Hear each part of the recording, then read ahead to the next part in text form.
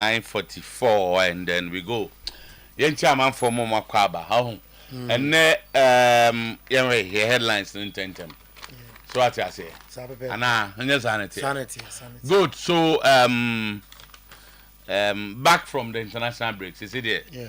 Bibiaba international break is over. And we are here. Spanish national team coach Luis de la Fuente speaking so highly of Real Madrid young defender Dean Hudson. And also pointed possibility of him forming a long-term partnership with Paul Kubasi in the heart of the Spain defense. Okay. Coach Luis de la Fuente. Yeah, that's it. Julian Lescott doesn't think Isaac will be Liverpool's top scorer. About there's a debate. A man forces so who is going to score more? Is it going to be the usual suspect? Salah and answer Isaac. I think Isaac will score more. Salah this has a mapapa. Yeah. Mapapa. Baba I just Salah there so Aman and answer them will combine and score more goals. Okay. Michael Ballack says he's fundamentally concerned about Wits and then Walter Mendy moving to the Premier League over your friend is saying Florian Wits and Nick Walter Mendy moving to the Premier League over the summer.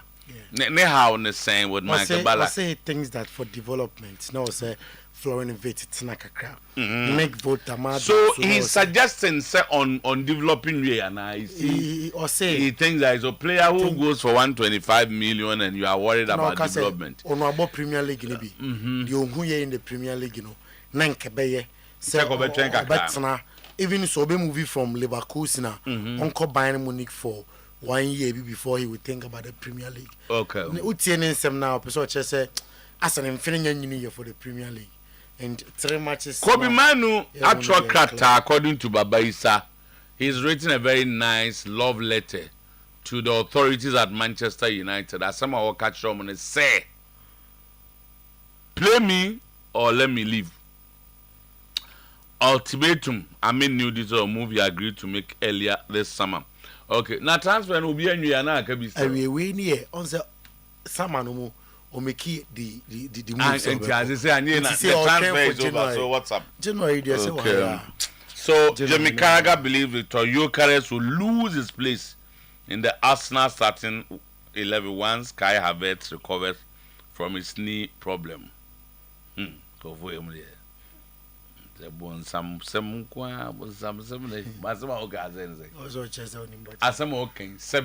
impredias ababe ni wo sebi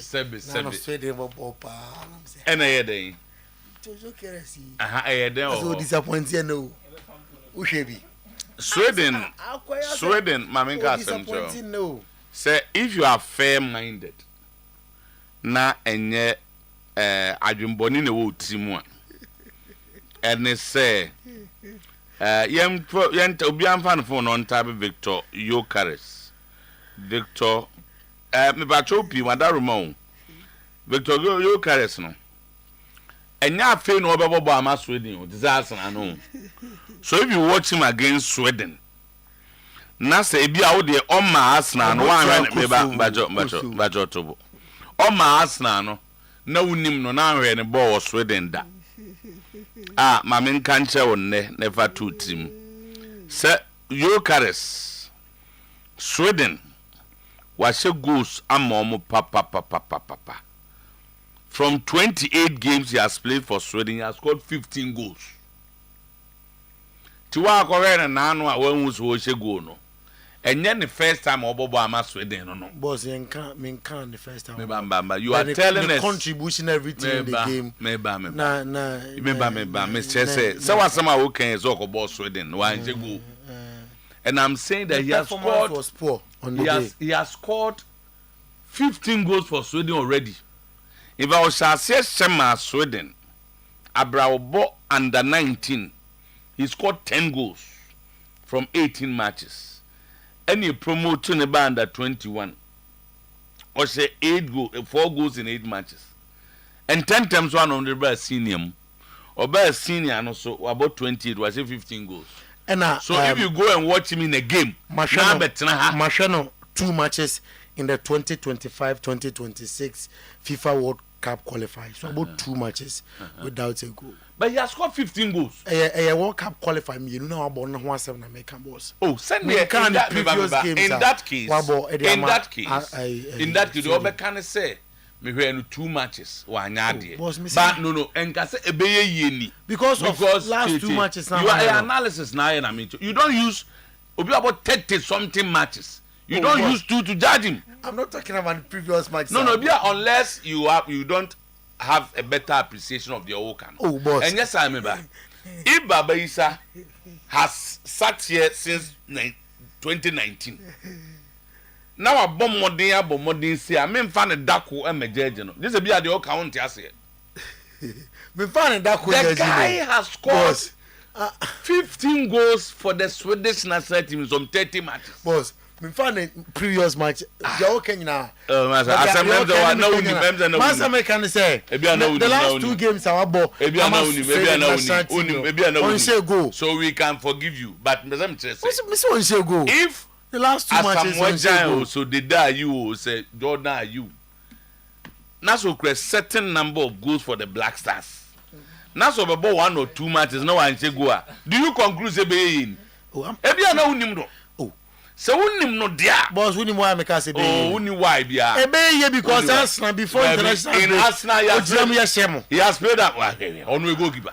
You guys were born how many Premier League matches for Arsenal? Liverpool. What was saying?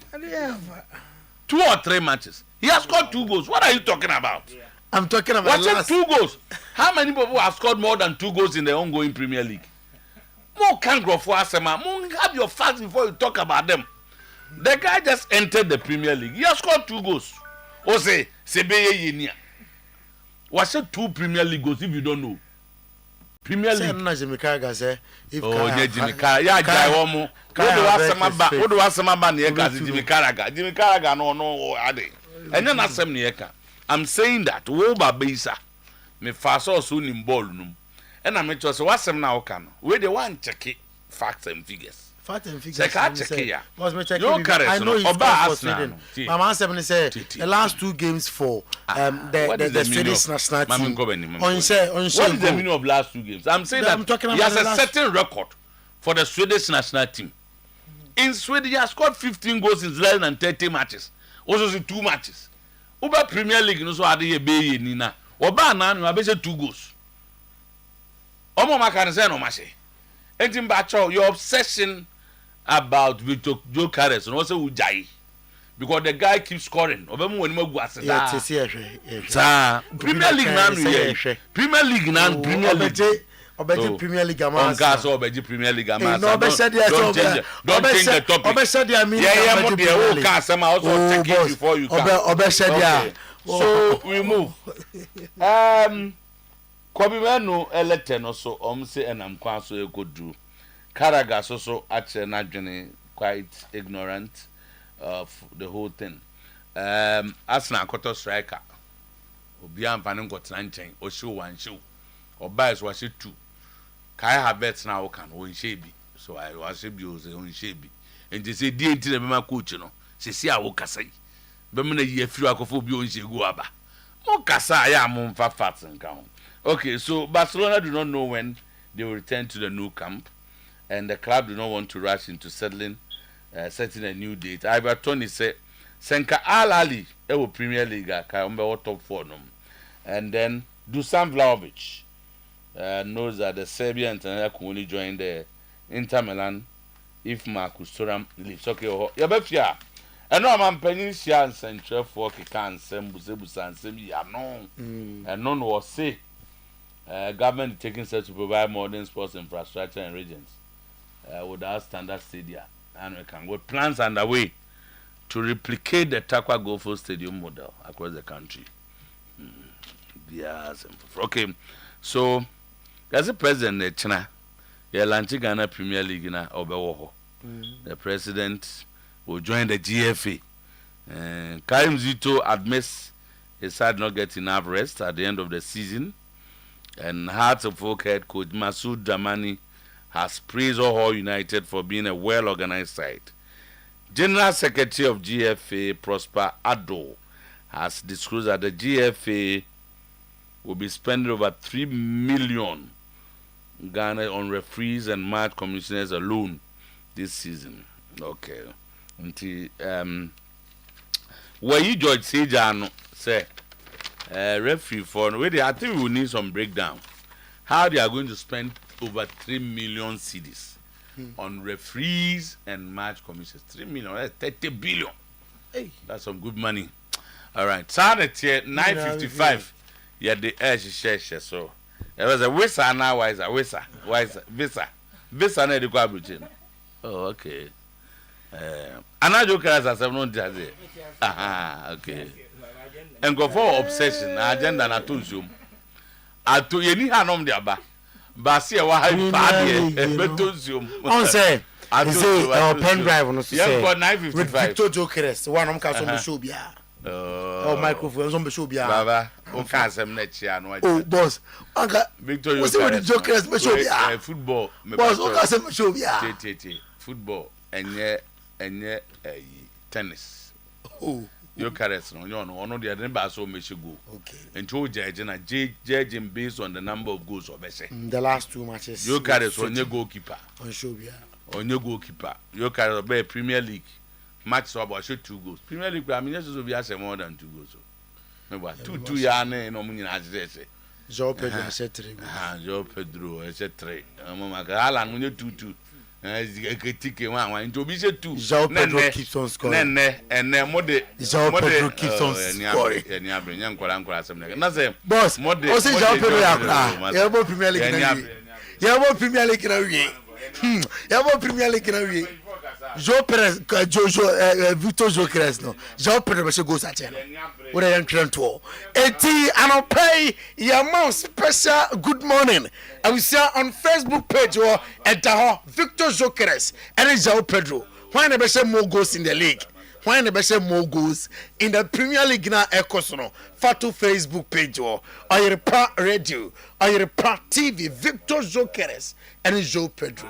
Indications no dey na che. Why never say more goals? Enti ejanso na eriatu anim say and some doso and I not pay the decent fata say obehwe na utie ena yere ensumo ene anopay show no aye live on Oyerepa TV and afa aye live on Oyerepa Radio 100.7 FM na anopay mesha self Spain. Before that Jackson Herbal Center at the Jackson Herbal Capsule Sababontain na abusuam aye draw until so numbie se onumbia abeboa amoba dwuma ye ewo empem usisi ade no abekọ na fe honam no ati suye Jackson Mesa etu malaria say afe join the typhoid fever and menstrual pains no ebe feel so 0244 723 0244 723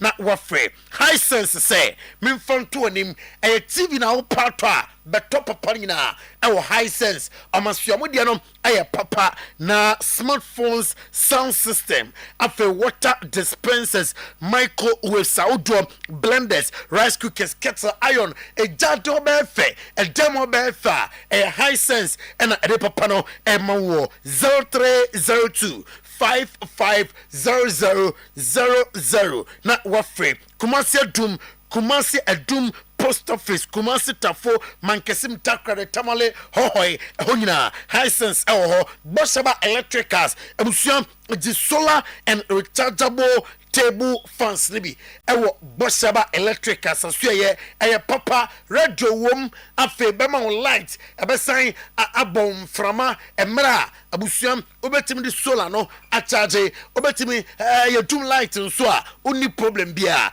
Boshaba Electricals and ema obie our phone bia ebo no from to the extent of 170 Ghana cedis abusia eye papa available benabechibi na oba phone bia ope light bia ope chandelier light corner light gate light ningina on say can be ewo Boshaba Electricals asuye original certified cables 1.5 mm 2.5 5mm afe 6mm 10mm kopem 16mm Energy Commission of Ghana ade adum one kejetia market no edi animhwe pizza te ho a adum Bosheba Plaza business runabout and afe adum pizza and theater ko for dinum 0322 0308 38 0322 0308 38 0536 095 966 036 095 966 our TikTok no Bosheba Electrical now fe nemanyina akoye ade amount meshasia fi Spain na de tenie oko one Garcia na so ya ose ode asedam ma sesini esense obepiam awo Barca team no ope player ba ko a wo pa in terms of belief metima your spirit no audition mu a sesini na edisane manom ma no ose enu kakra o senior goalkeeper obetu no team no office when the bia order enti mabetu ni de enke du ba bia master fi bench du ba bi kra obemunu na me na so se we say welcome me and me tomorrow many etimi aso Lamine Yamal and a 4-time Formula 1 world champion Max Verstappen at the to just say on no day and confisa the Ballon d'Or Lamine Yamal eja nani ebetimi ate papa or a player in 2024-2025 season ejuma oyeyem asonani etofisa enka Lamine Yamal etime atroso di Ballon d'Or nani ebetime ate Din Hoysen and Luis de la Fuente ati etudwa sa onom Spanish players especially and Kodano only most of them onu omunyina eya juma ewo di under 17 di under 16 and the talent there oni mbebre na mom Din House and Motimbona no cranium oba national assignment oba boy no ono manager asonani na de alka and say ente bia oba so oni Paul Kubasi omo pe ema Spain ema omu si akan and 4-5 Din House and afi Paul Kubasi and Yansabam Rana at the Atuja and then an pay Frankie de Jong a player Emma FC Barcelona a war schema Umbebo Etia Valenciano Nadia se obetime about game no pay Nina Monisa or Pry a national assignment na reporter a fee medical team Emma Bassa or Ebano pay Etemsa Frankie de Jong and your okay to start the game for the Spanish giant FC Barcelona and your reporter and no I come in some and I pay and me feel na fe Mako Madrid still your Spain on Oyerepa 100.7 FM on Oyerepa TV on Facebook Oyerepa Radio Oyerepa TV Oyerepa Radio Oyerepa TV now Madrid Echeni Enra na Chabi Alonso and in the Branton Ekika Nema Boom against Sociedad. How trying to say couldn't day abeko ama wom na Madrid Angelo still ama kansem ate acheo enra emra manager echo training Chabi Alonso fans ni bi ewo vatibe baso ene ni tim koma no mbusa ne sa openie e atete Angelo Stiller and say against Slovakia se muhwe na se muhwe against Slovakia game no bia ene mamu njaje player ba Madrid obetima boya se muhwe bi muhwe enti se onye player ema Madrid minti metra emedi no one dance me wo Ada Gula me wo Jude Bellingham me wo Alain Tchouameni amom ana meka amo ho asem ene ye ensem a Chabi Alonso ati atu nsem twefo nanim David Alaba ose no kranie de obeka ani se manfo story a ena onu kana kuma ni team no ono no obeko owie the contract on tna Madrid de biem ase sansem na otibi na ntro no club bia nim ni concentration and say afi abeboa na Madrid nkruwa amantimi anje in 2024 2025 or 2025-2026 season amantimi abomoten sa amo abaje Ibrahima Konate Madrid I believe according to reporter yensa aka etemsa amode mo believe ne sa akodanom instantly Liverpool and to Bekaya Barca 3 days ago me confirm here say emma say third offer a Liverpool ade akọ Ibrahima Konate hono rejete enti Madrid I believe say the tie bia obaya adwuma ade ama team nom Raul akasa afa Gonzalo Garcia ho ose enokre emra Xabi Alonso Pedro Madrid no ono Raul ene din koma kacha ne say akodabi I wo team nom ne din ene Gonzalo Garcia for FIFA Club World Cup no for sese akodano oye excellent striker me feel say opobia aba press we ni mo ye ama wo said your pese obo no o suit o style of play anunti ana okokopiema onya kwanyam under the auspices of Xabi Alonso emra aba bedu ye na o say boy no oba more ama Madrid the time ama ehia Raul we sansam no de tudwa say Madrid no be samba biem ofi Madrid Castellanum na manfo busa say dentina Raul Echo or say very soon baby come akokoti as a manager no obiabe hu afa Madrid no close the doors for Madrid that be abasa return abaya adwuma ama Madrid America Laporte FIFA nim sa enka FIFA ebetimi atiase na ni move to Athletic Club Bilbao atimi abam from El Nassr to Athletic Club Bilbao and your reporter eka yansa enano pay mamin Spain na yemra England yeah juma our England and now play on Oyerepa 100.7 FM on Oyerepa TV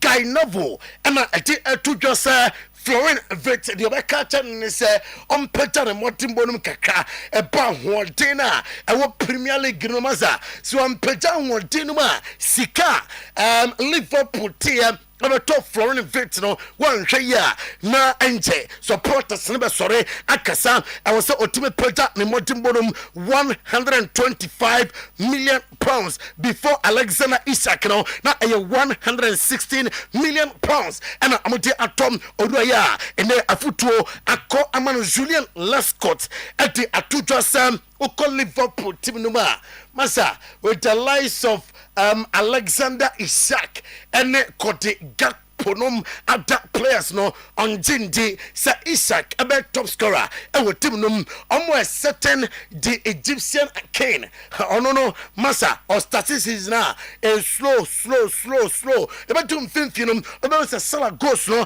asha sia eba Kote Gakpo besebi Hugo Ekitiki ebetime asepi Afe Florin Victinum ewo mu in the course of the season amonso ebetime asebi Michael Ballack sa ono de Ukraine dia oka and sa Nick Voltamade and afe Florin Victinum sa two players we omo excellent players number 1 Michael Ballack wabo Premier League ne bida nanko obepe sa players yi ebetena Bundesliga num kakra especially Florin Vict emra o usi akema Leverkusen na Bayern Munich epewom development inti na osenko si akan ema Bayern Munich dancer abetu so about Premier League num abaya adwuma sikana dan so no at the pressure kakra enso beto no so nina ensra Michael Ballack editudwa enne anopai Liverpool didie sa Mark Gehi nyankopobwa after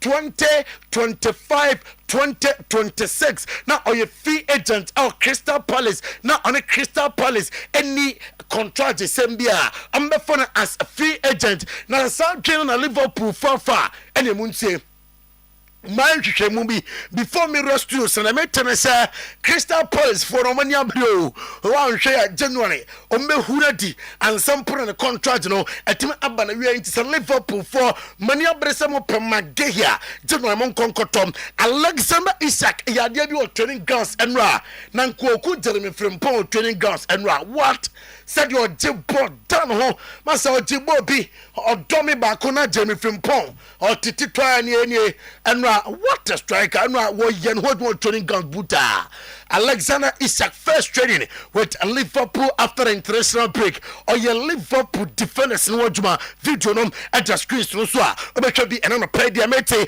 HMS Kobe Manum reportedly akacha Manchester United say Sabon onya bimwa general transfer window. Amani Kobe bia office bonum obenya anya bi abo and what Man City they'll be without 11 players against Manchester United on the derby. Manchester derby, no. Abusia, this is the time I say Manchester United to me say City almost 11 players and to me and say kind of beginning of a pra and what they confirm here. And say Oma Mamush out on to me and what side game no be Martin Odegaard. I said no way coach Emra Namusha 11 na in the first half only 5-0 no na the coach no anya happy and said the spirit or the show muno do catch ni players so no ye adwuma e wo Arsenal say emre bia wo si akan no o coach 2 3 4 goals huntimi nkasa wo okay until them person am achieve this season no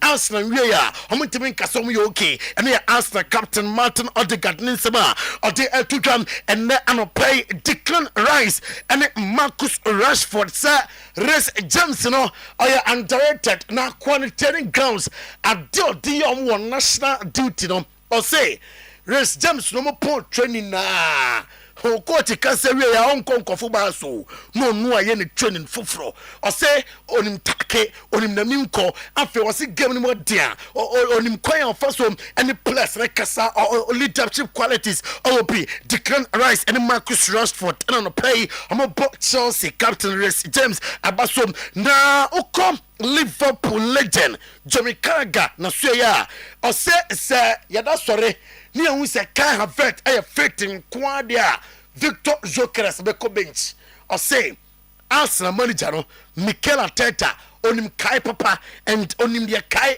ayema Arsenal team to come say goals no eba ne o kira ema na ono Jamie Carragher de wa hu ewo Brian ho no say Kai Havertz fita Victor Gyökeres e be ko bench Ganacho ana buona note amu training with Chelsea. I'm not Chelsea prepare for Brentford gamer. Able to over the weekend. Yabasha Alejandro Garnacho and buona note. Omnante mi no homoyan kota bon woman na ho omo training so weekend on the bomb at the ama Chelsea. Now, mamin coach Chelsea aswe na Seni Mayuru obakaino in a Champions League final. Obeshe go. Ede etia Inter Milan PSG kota Jamete etemse Enzo Maresca and in Chelsea and monitor Seni Mayuru sa ombefonom afi Paris Saint-Germain afi obesi akan ade ama team na ye confirming na ama enne anopay Bukayo Saka Arsenal say problem bia ni ho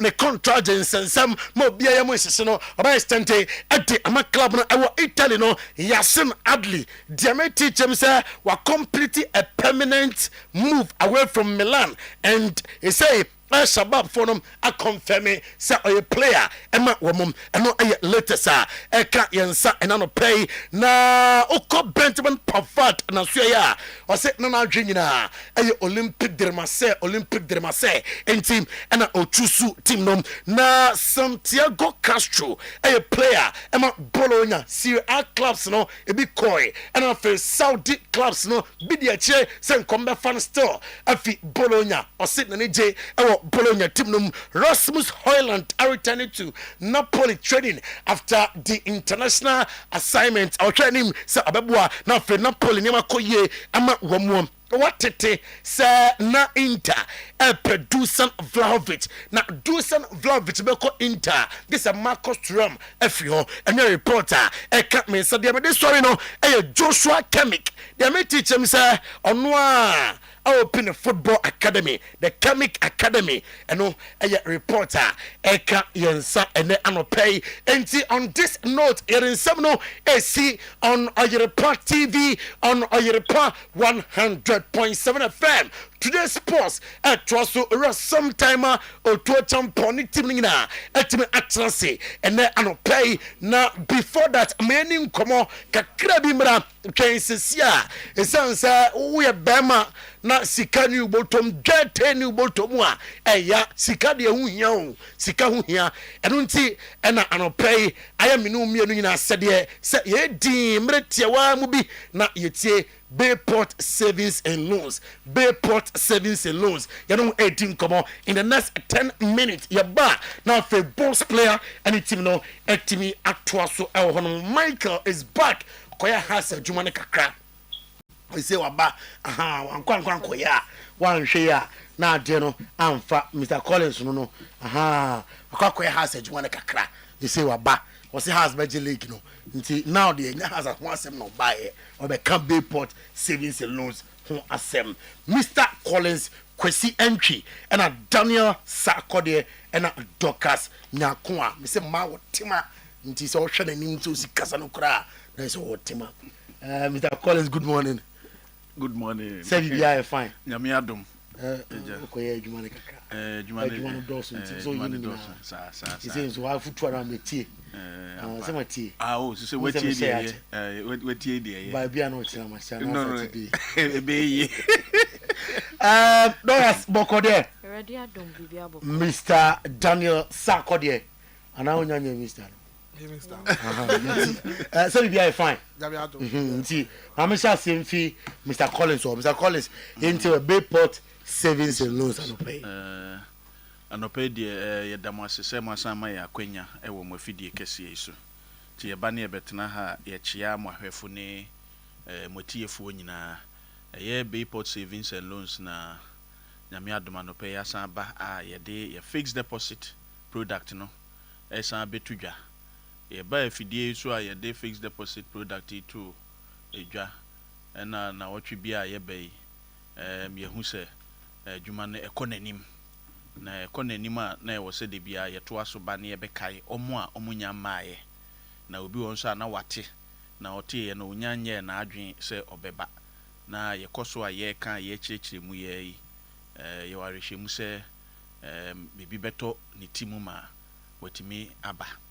Na ni wo mu ni nyina yetia obi a oye adwuma bia se wo ye wo adwuma aba adwuma na se wo adwuma ku bi mu die hia ne se wo be pesike bi di ato baabi eno ne friend investment na wo de to baabi a ebia na wo de to honom for bosome miensa na ya kire wo interest a wo benya wo de to ho for bosome nsia na ya kire wo interest a wo benya na afi 365 days. The Bayport Savings and Loans dear Ghana ha adwuma ya ekwa achiri be 22 years nie ayeda so eye na amanfo bebre wo honom a waye investment ni bi pen wo baabi na nso no edru emra okoji ni sika no na aye bibia wo ho ama nkrofo bebre ni institutions bebre wo ha o musika akam ama aye din Emma obi wo honom na ono so percent ko ye investment na akire na adwen so se ehifa na mefa misika enko na hisi a mede koyi enko ye te se de amanfo de o musika ko ya baabi a ama biom no enu nti na ye ka kire se Bayport Savings and Loans de adwuma ye no Ghana ha Bank of Ghana aye regulator na ama license aye adwuma omo ano mo hwe ye adwuma iso adwuma no nhihye nyina no ya ye ne pepepe te said the omo no na de woman ne wo se wo ye o background check na hu se institution ya me de misika ekoto hoyi e de important na omo de sika ne eye ebema menya anida so se misika no me de to ho amra me ne omo hyehye no emre no so ame sabeka misika botene no ene interest a omo se omo de ka ho enti eno na ye Bayport Savings and Loans ye di mu kan wo oman yi mu in terms of Ghana ha banks are omama loans to aban adwumayefo any edikan in terms of the volume the number of loans omodiama abaya adwuma for any edikan enti no oba na oba be invest usika wo ye honoma adwuma ye de ya ne se Ghana ha ye ma payroll loans to government workers ehode bosome so a enye ye na ye kwa akodan omoka bosome ni nya so ya apen na ye chefan ewo mu no controller ate e de amaye nti wode sika beto Bayport savings and loan say wode ye investment a woda no wada eye saa de we na yen ye de ye nyegi usika no ne aka say yenso ye de kwa koto baabi na ya twen say ye benya interest ho ne ye de amount da bi na ekina bi no bi obeti ne ye se obi de ne sika ko baabi haircut aka no ana say sika no poko ya ne nsa anka saa ade ne yen nye bi ye de ne say so long as Ghana ha aban bi ani ho a obetimi aka se mintu aban adwumayefo ka de na kire se ubeye investment no Bayport na ne oda wada wote se bosomi asomi etu aban adwumayefo ka na kire se osika no eda so wo ho interest na ye ne o kan na ewo ema e na afi su Bayport no Ghana ha apart from Ghana ha ye wo 9 different countries are ye operate ewo nti ye group enye company a sebi politically exposed person bi ewom a obeka se o eho de odu sika koto ha ekina bi no bibibe ekan anase ebiase nti sa adwuma yi na yeye a ye start say yeye omo de sika beto eho bia no emra ye no obehhehye no emre no so a na investment na ye den automatically abeto account mu any interest na abetom na wo wachire se obesan de bia beka ho anase obepese ye rolling over mawa na we interest na nyina akwanya ho na afi nso no we invest with us nso na situation biba na se mre ne nso yempo na se office oba determinate no we kakra no wasa ye ekwan da ho ma enya ade a ye beka se mre na nso ntino ye be ye den ye charge wa na se ntino ye wo numbers yi a doctors de betudwa na ode tudwa wi a na sakodi nso aka bia soso na ya to aso no wase nkoi. Okay, so numbers ya me bebu mu bia ho a wo fra on sabeka relationship managers ibi na oni o madi nkomo na afi mato aso to betimi afre me 055 811 9281 me doctors 055 811 9281 ubetimi afre Daniel enso 0244 59 8400 0244 59 8400 ubetimi afre Boniface enso 055 56 42 900 055 56 42900 ubetimi afre Michael enso 0242 288 915 0242 288 915 contact mu bia de obefre bia no obenya ye na ye no wadi nkomo enti no ye nto aso na ye boss nso enti we okay Mr. Mefa konya echa etifo enya Sometymer eno na college acheche mu no Bayport edumako a odo ho to no so a oni mu engu ase ana so sika beto no ma oyam ahihyew de bia ye ba ha beka say ne mrem festika ento dem ama atorenche ne de ento mo bi me festika no ana sabi ejabi embehye wajapade bi enhye mfrasa sika no na Bayport abase for sika beto nya efaso ya de ewo so sika ne da ha waso majo enya fe na wo ho na ye mahyew say bia o sika da ha ye mahye sika da ha me ho ntomi no Bayport esan say de sika no koye no ema efaso no a ho enchiro ke besro bibia say de bia mekaso asise mema atorenche ne de enchiro ento asana ohun say hu ya kan kan ko Bayport enti mesro bibia office camera Bayport no aso mejo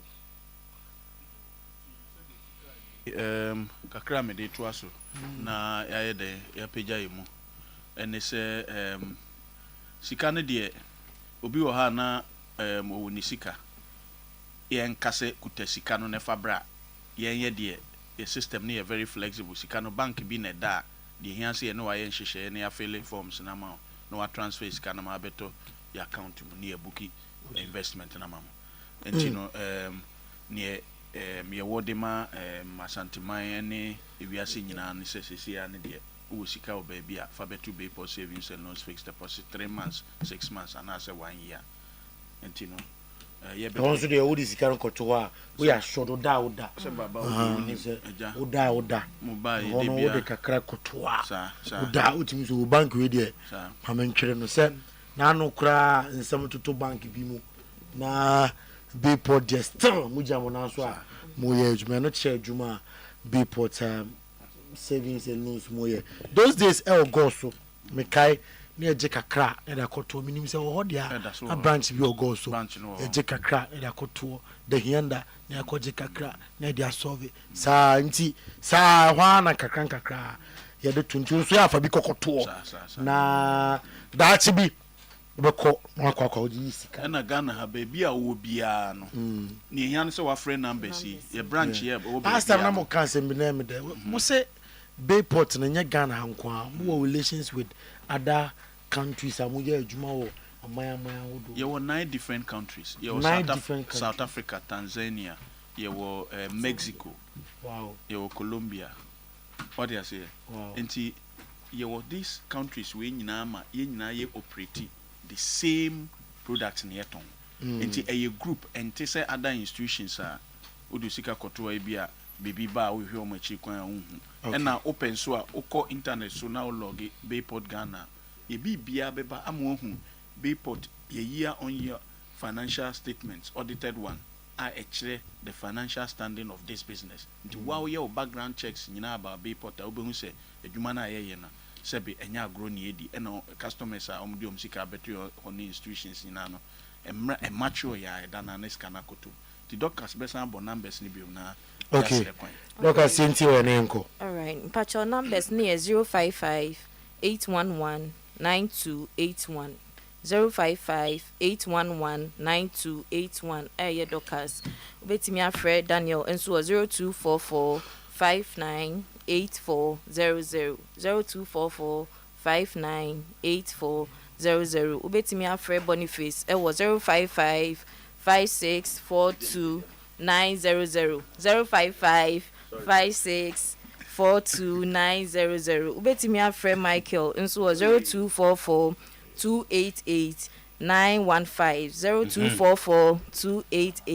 0244-288-915 afen so hwe screen so so za wanti a numbers no your display will screen so betimi apeke any of the numbers no afre.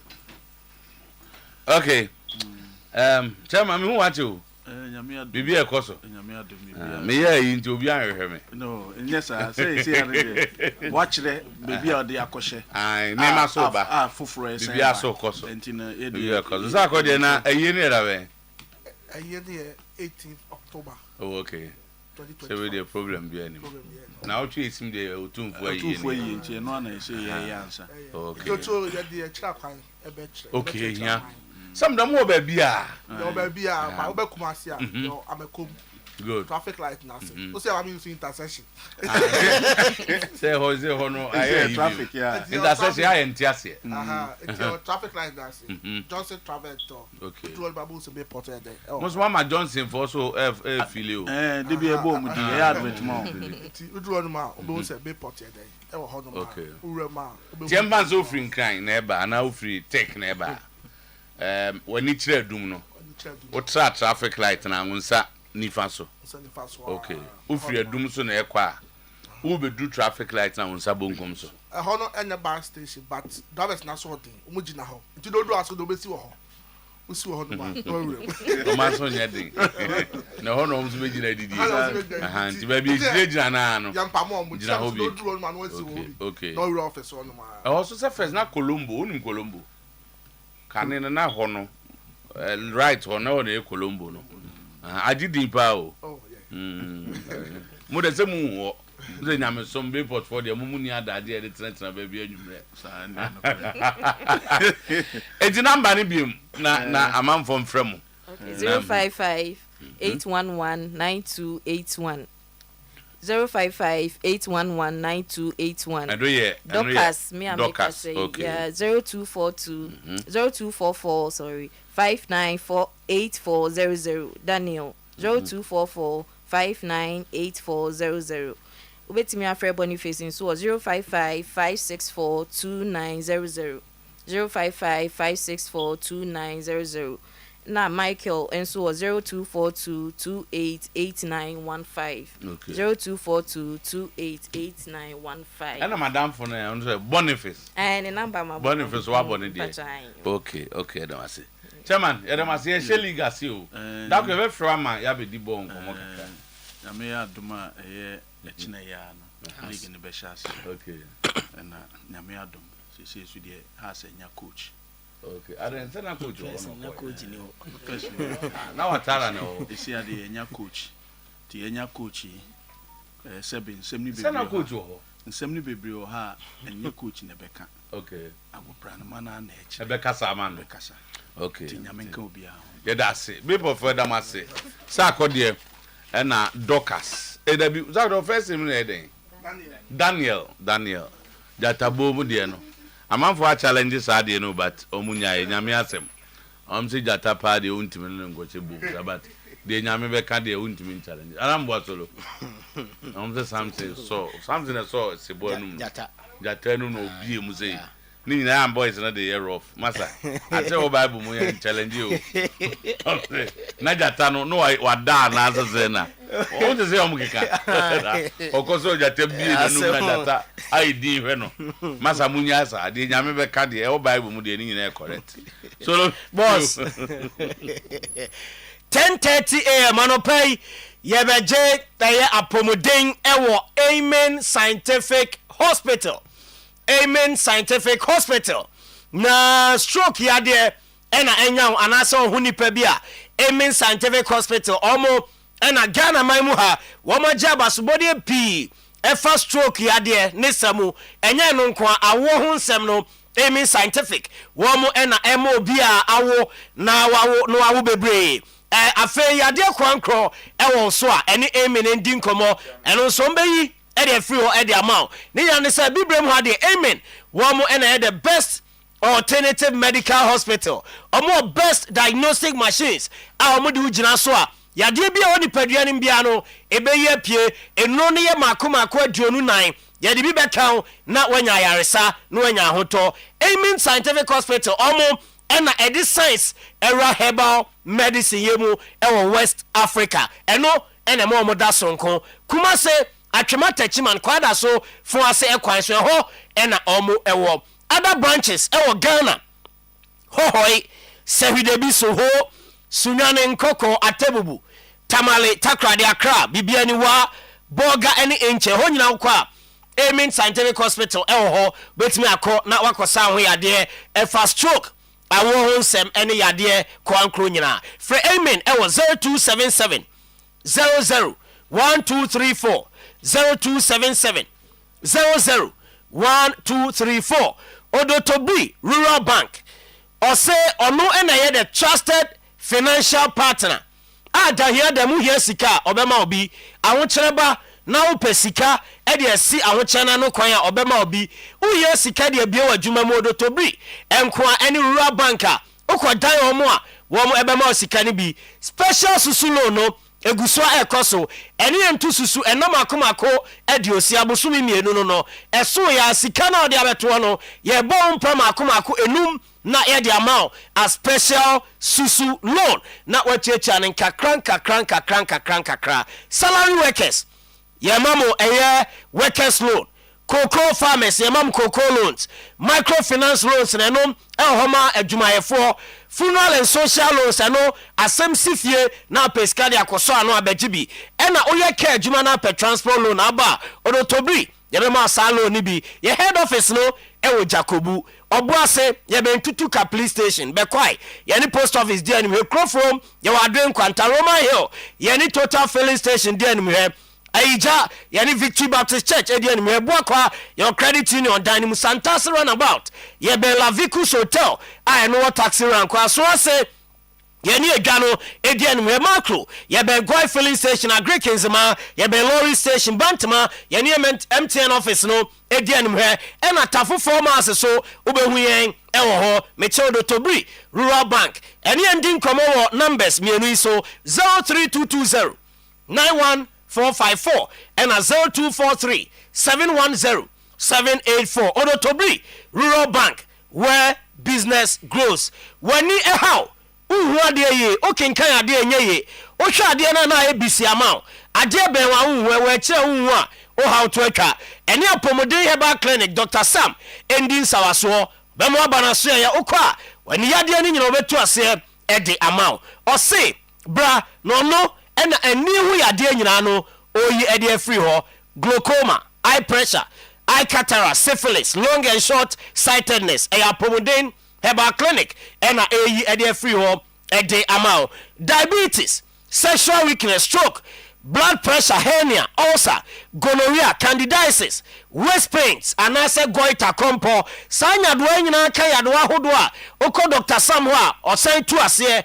Edmond nyani yade enko yade ambobo so yi okwa obehwe na waye aye ni ye edi amount ko Dr. Sam aso e so folai soldier for kwan so on the Assemblies of God asori no na edi animhwe de tene so friend na 0551 098961 0551 098961 untumi ni di oda untumi nda osori anopa otemreyo o nipadua ni mu onsa no na etititi moja ntimi nsane ye wo mu a eye grow fine herbal tonic edra wonom na ayisa o hawo nyina ede afiri ho ede amount oba ubu onsa o happy na wachire oteyaw onsa buo no ensisi so bosumi we beda di kan a bosumi ebesim no ebieda etoso edu anase dunum ansa na onsabu na ba ebasa eyo haw ewo so yi edi free ho obi obeka cha so ba bu nsa ewo so te ya obi an odada onka no kre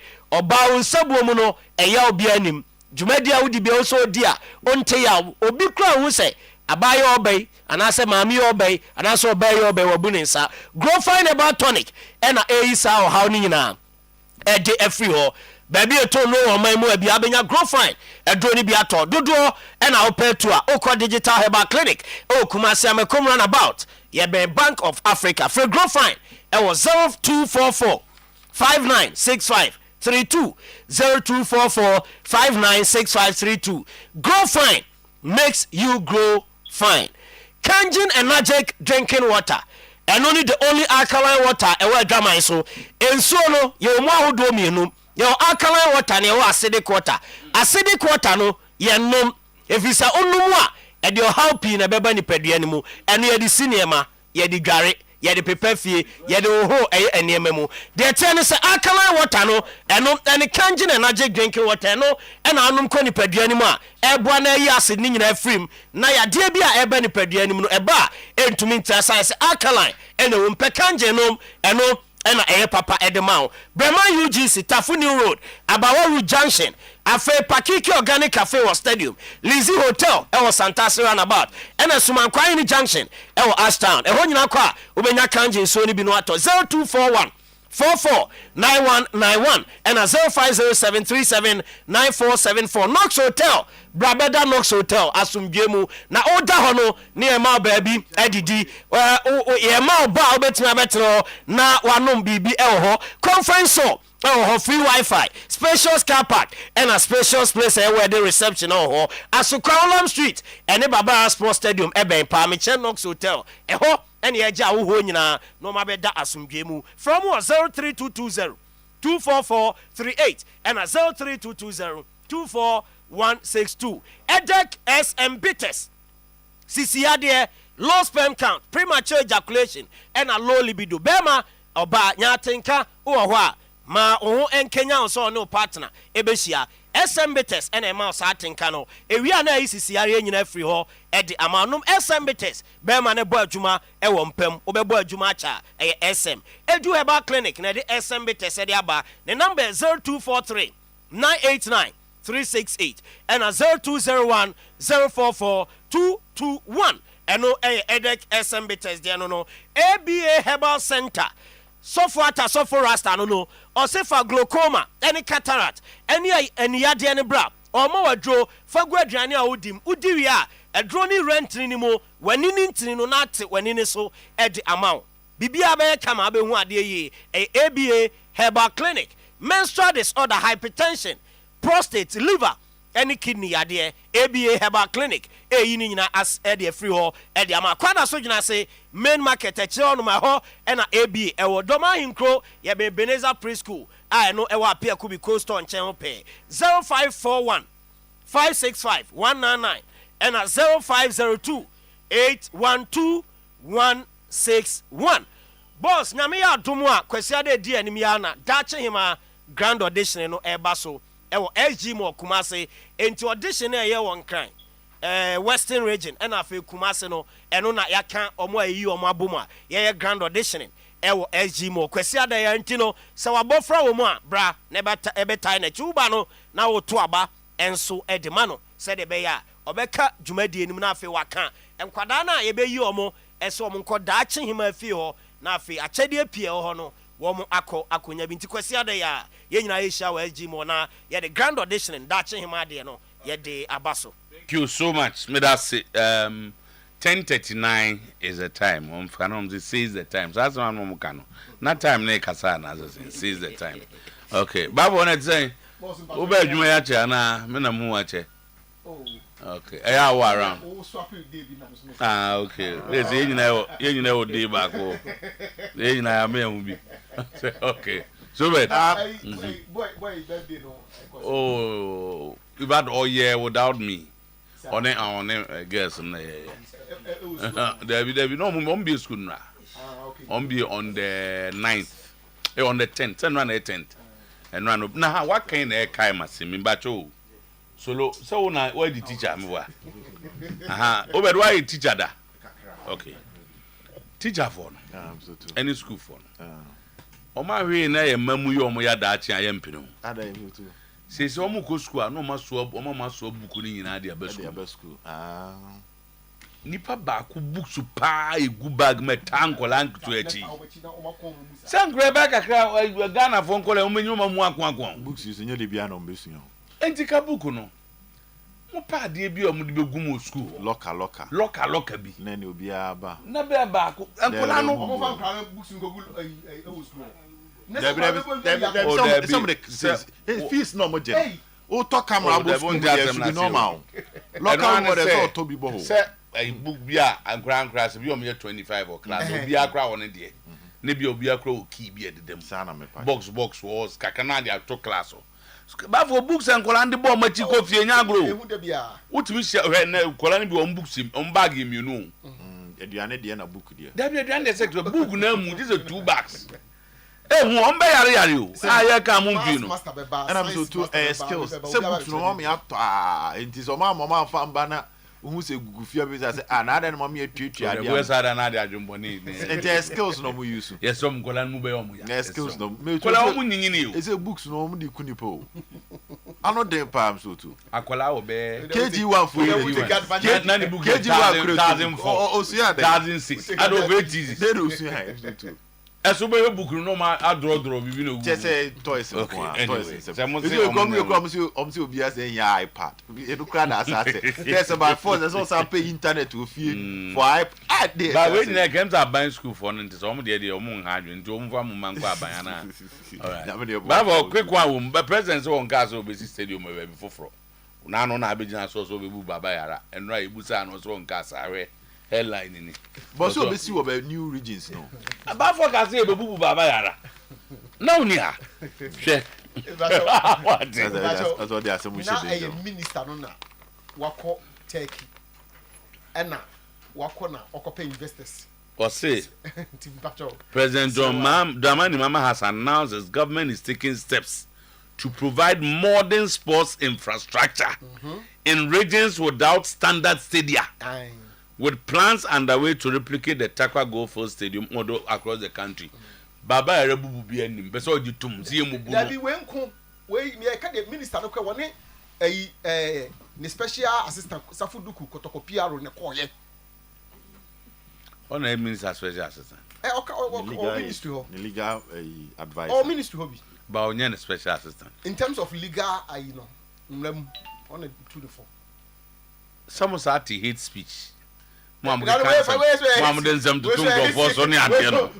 As they say, yeah, the IP, and the Biaba.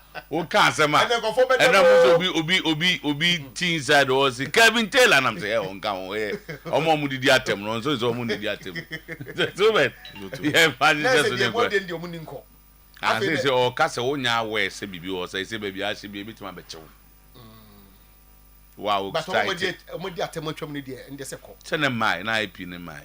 I am not from the couple. I've an IP in the IP, or even IP. Computer phone in Nam Zabo is something. It means show direct location. Direct, baby, our channel. It means who say who knew Casawa house. Oh, I know, Mamba. There are websites almost get that almost yes, idea. Almost our research methods now. Say, be our institution crowd, almost tiny PRs for net daily. Say, be our Oyerepa, they can come to you. If you agree, what they will do is that any statement be a bosswa or your pedding bebemono. On bet the whole day, on bet listing in Adia Sendo. Yeah, until or say a website to say social media handle or more was AI now, a search scientist. A bet send those account to women in our account so that you can watch it. Some of the canning, I said, on my penny best what is what there are some tunnels of busy stadium of and not say the year headline. Once a war. So video numa one here once we are old bear caption and our comments around it no the comments in a dini poppy up a be capture said then there's a conversation around this person ongoing the you want your man penny kakra uti galamsey ni ade ade ni na bi uti dollar no so kakra say state of emergency ni ade ade dollar no so dollar no so economy na gina no me have never supported any politician or the dollar rate here campaign. Your tiger. I've never supported any politician. Dollar no. Yes, Nadakwa. Now so be a change in our Busumins. Have you know general? What is all my penny say? I feel the Bank of Ghana for someone Festica in Shimubi. This can near the Jan. It's a man, my bread. Maybe they say, to my nube this wa. Ghana, your problem near Yari, near Yari. A Juma Hoarding. Tina, Titu Mabuna Ebre. To pay Mamma Mabuna. So, and on my be so when they say criti. So to all man penny they say criti. So I mention I say. On my beer so swab to a Juma wa Mabunu Timmy, on my 2.ye. A simple as ABCD. Yet dollar tax. And yet dollar some one is a on the dollar near politics in this annual man. I say, was it 2016 elections? No. Na menana atwoma Santiago no ono ne ba panyini akwasi ewo Amsterdam Holland na bosume no mane na okwasi san sika bebre tinisika do so dollar ne so tepe na se sika na de mane no se bia ne ba akwasi atwa to se bosume bi obema 250 euro 250 euro no zo to se de brand pe sika no se de brand e be ni euro ya de brand se kino okwasi san bebre yeti dollar no so kwese na yekitu ebo sa no man panyi kan yo with a quick one yeah best pause there o say remittance no so at by 50%. So almost that omoji be license kwa omoji be license no almost say me yonko top connect say no ho aka sa and scanning mo say when almost on the bar na yeketu problem ne dan no almost see no the bar first na problem say eco 16 say eco 16 then go 16 pound no say pound asem na America say eco yeah pound for the people mo the match me say pound for no UK for na started there ba and na ayi omo international transfer no obu ho an rate even compared to the Bank of Ghana and the same Bank of Ghana was 16.3 or 16.2 yeah nyameka so ya no ba money show I go feel adodo now we dollar ni pound enwo adwuma na oh me nyebi o be na yes adwuma no da bia wo tu kwan wo o be de mo na say ayi na say dollar yi na wo be de na me so be ne ha no da bi on den nani age eti afede be Sunday dey no be Thomas for the past 3 weeks ni wo ha rotimi frame chairman na obi amfa ne de mko 13.3 oh you to say about from I had no problem ba uku yes ma unyi that was where the problem say about from ye na German ngume said na boys na guma kakra o be $200 be $220,000 as $200 be $200 you want to say footballers now to be $4 $100 now to be I don't know obi to carry yeah e take that has it $100 there all right otoba the envanche so kakra na Mr. Weekend don't say the Premier League and other leagues na back na they say near international break of football they say ba and obi dey aba no say this your transfer rate near 17.2 pound yeah any wow and that's no 17.2 no say near basisi ba shiru yes say peja I say one say eno na ma ban ya no makwadwo mo license no so say me say say who increase no more than the rate of the Bank of Ghana na kofa problem ba weekend they as a United for no game against City no yeah hese ne nyoma beko I think it's one of the biggest game na so to weekend the announcement to buy NCC ana but City enya ne ye wo international break no manzo mamuch e pra yeah omo players no come Mamuch Savino Phil Foden John Stones Kuzmanov injuries one yes Josko Valdio munyina and Ranche Kisumtutu ono so epra yes inti say Pep were a lot of injury issues but now the tennis also Ruben Amorim and Kasan 5 times that's the best time to play Man City 5 times on City aboni nyina to City Arsenal yes City Arsenal just once in these matches.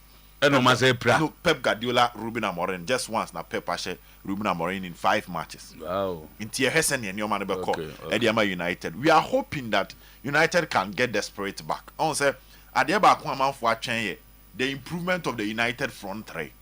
On say, Osha signings now.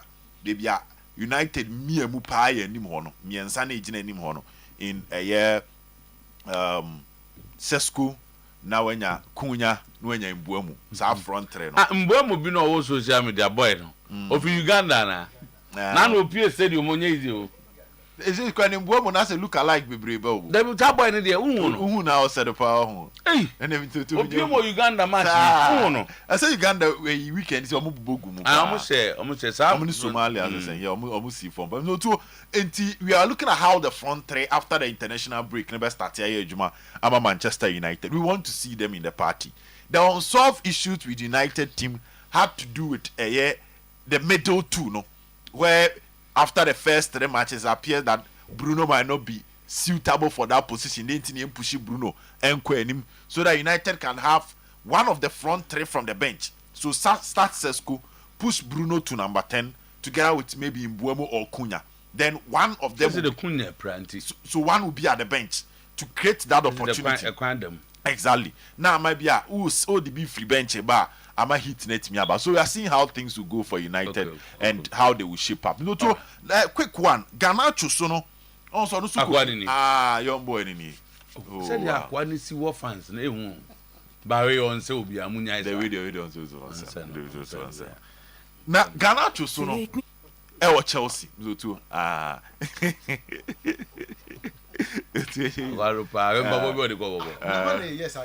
Uganda for no na. This are the right now.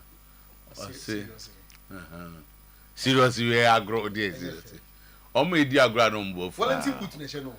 Say no him. Volunteer put in for me. No to Garnacho at Chelsea. You be say Hessen and Nyoma become ama Garnacho. On say there's this conspiracy theory that players are doing well when they leave Manchester United. You know Anthony at Real Betis. McTominay at Napoli, Rashford at Aston Villa. And then I tied in to attitude. Oh, Charlie, then I'm here United side. To any team to the winning free. Training at Old Trafford, yeah, and so I'm your fair to Mbuemo. Send back on a Troy. When you visit. Go to how Garnacho live at Chelsea beat me akodi amano. Chelsea won and some more Sterling in common on too. Ebia during another day when your time Raheem Sterling common because also the end that why yen can we.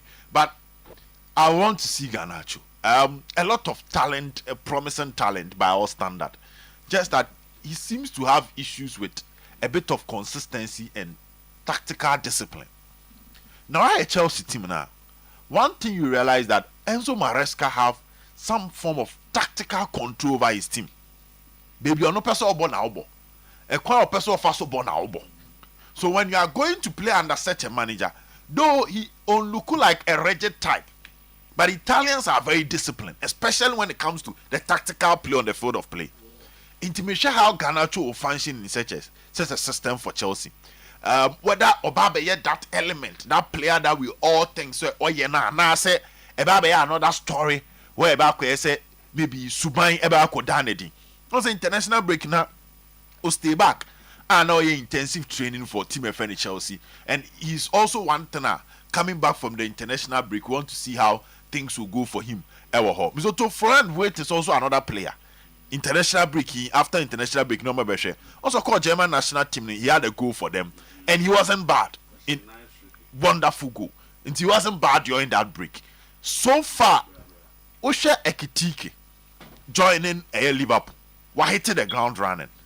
Jeremy Frimpong had a good start until his injury, but Florian Wirtz is yet to settle. And we'll to show no, or you one talent and you want hopa. There has a national team of me pick our confidence, no. Eddie Ababi Real Liverpool game on Baba against Burnley over the weekend. And Ishak, so the story number say the likelihood that he will start is very minimal.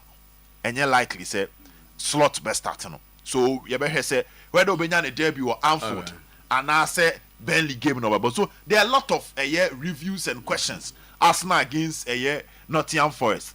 Ange Postecoglou, the first game. Obebiema Babaye and Nyomana. When we to Nottingham team now, it is set up for a defensive-minded coach because Sandro Nuno Espirito Santo on the all-attacking minded coach. So the question is, the kind of resources available is Ange Postecoglou, the manager, to make good use of these resources, and would the new manager bounce cause an upset at Emirates? That's one question because it's an early kickoff, and there's this strange theory around the early kickoff. Early kickoff is a timer. There's a lot of surprises coming back from the international break. We don't say Saliba Munyana picking injury international break. No, they were picking Arsenal last game. Okay, they picked it against Liverpool. Okay, and a man boy and a boy. Oh, okay. New guy number 2 from Valencia. Oh, okay. He played well. Mosquera. He played well in that game. So you ever heard whether Ange Postecoglou new manager bounce and so and so between a hard drink or Emirates. I was our matches now so ever cost a lot of questions ahead of it, and we'll be very, very expectant. What's this one say report by Sir Rashford or so? It looks like Barcelona for say but also by England, no, what's been go. To understand whether international break could boost the confidence of Barcelona, because it looks like after first 3 matches, Hansi Flick is not really impressed with the kind of output to also there the thank you. Onye Liverpool supporter, Liverpool supporters and Niji Omanya. A free and numre, Bepim Nano pay, de Bequa Kusiquesiada. Share Musa Liverpool ni Burnley game no. Alexander Isak be born the first game at Liverpool. Onye Liverpool supporter won't tears here. And the entire won't tears here and say, and you team the sign Isak into won't tears here. Tears my Liverpool for your money. Because of my side sombo. The Liverpool supporters see the edge of money, Omodi Sefata so much money because Isak is sombo. And they Mizoto your teams be brave, Isak will be improved teams no. Teams be brave. Arsenal tey. I'm the two Arsenal. The last 3 seasons and Arsenal this second no. Okay. Just imagine Arsenal signing Isak. One day the difference between the top 2 and the Premier League title. Straight. So Isak na kosha Arsenal just na Arsenal force your Premier League title. Straight.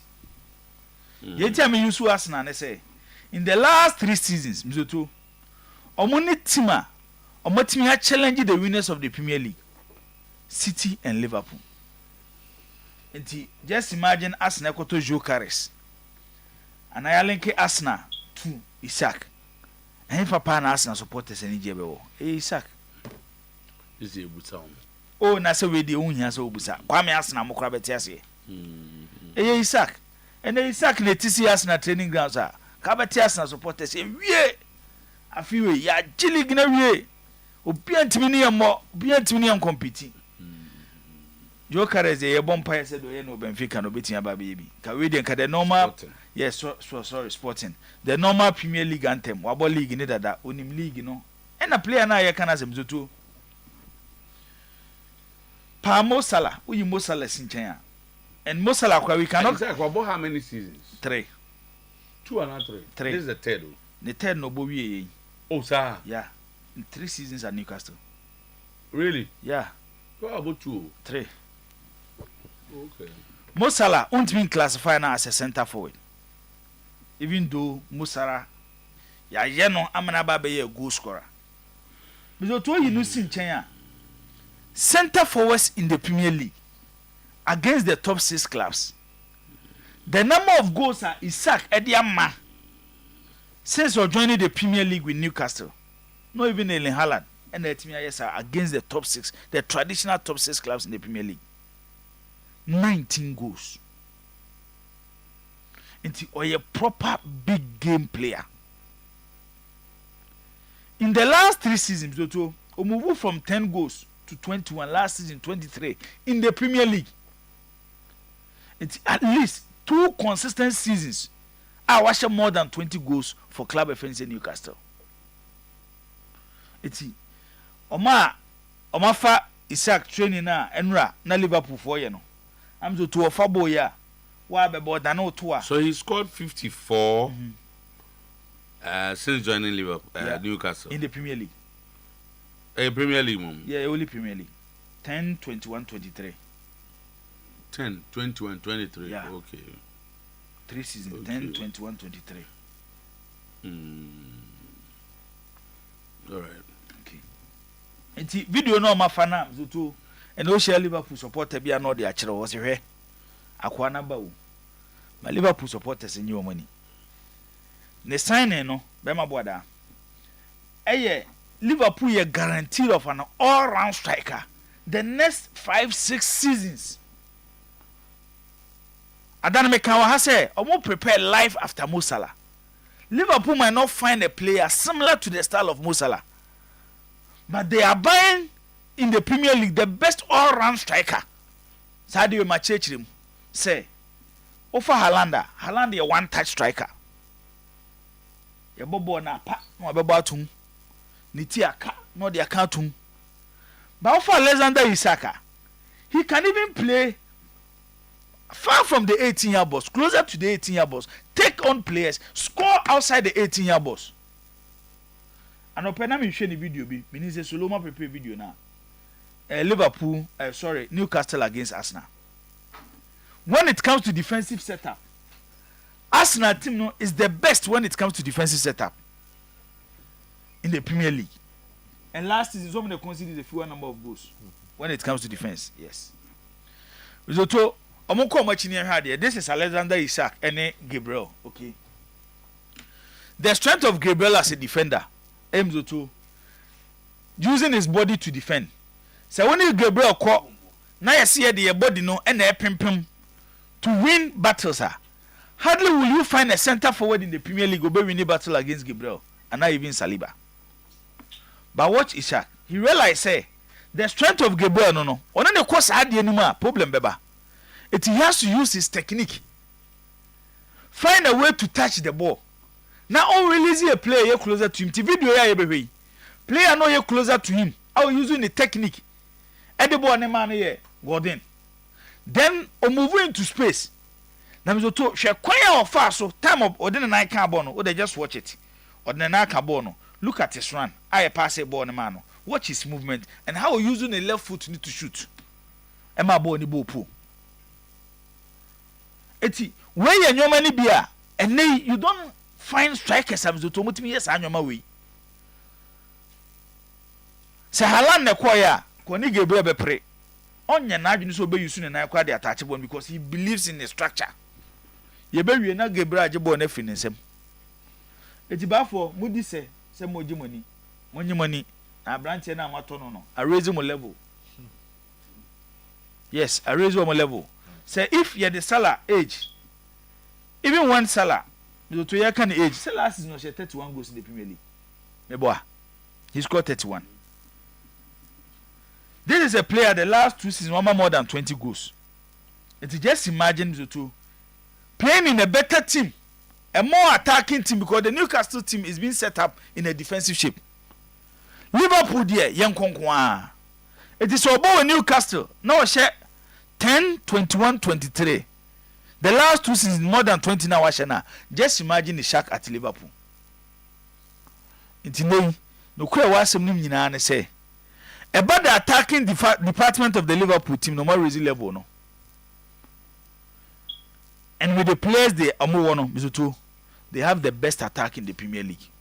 Echini bi eni ho. Kwa brantie we na wa ba beka ho no. Oye player mzutu o guarantee nyoma bebre. Nyame ya adoma kwasiada. Liverpool fo nyina motwi.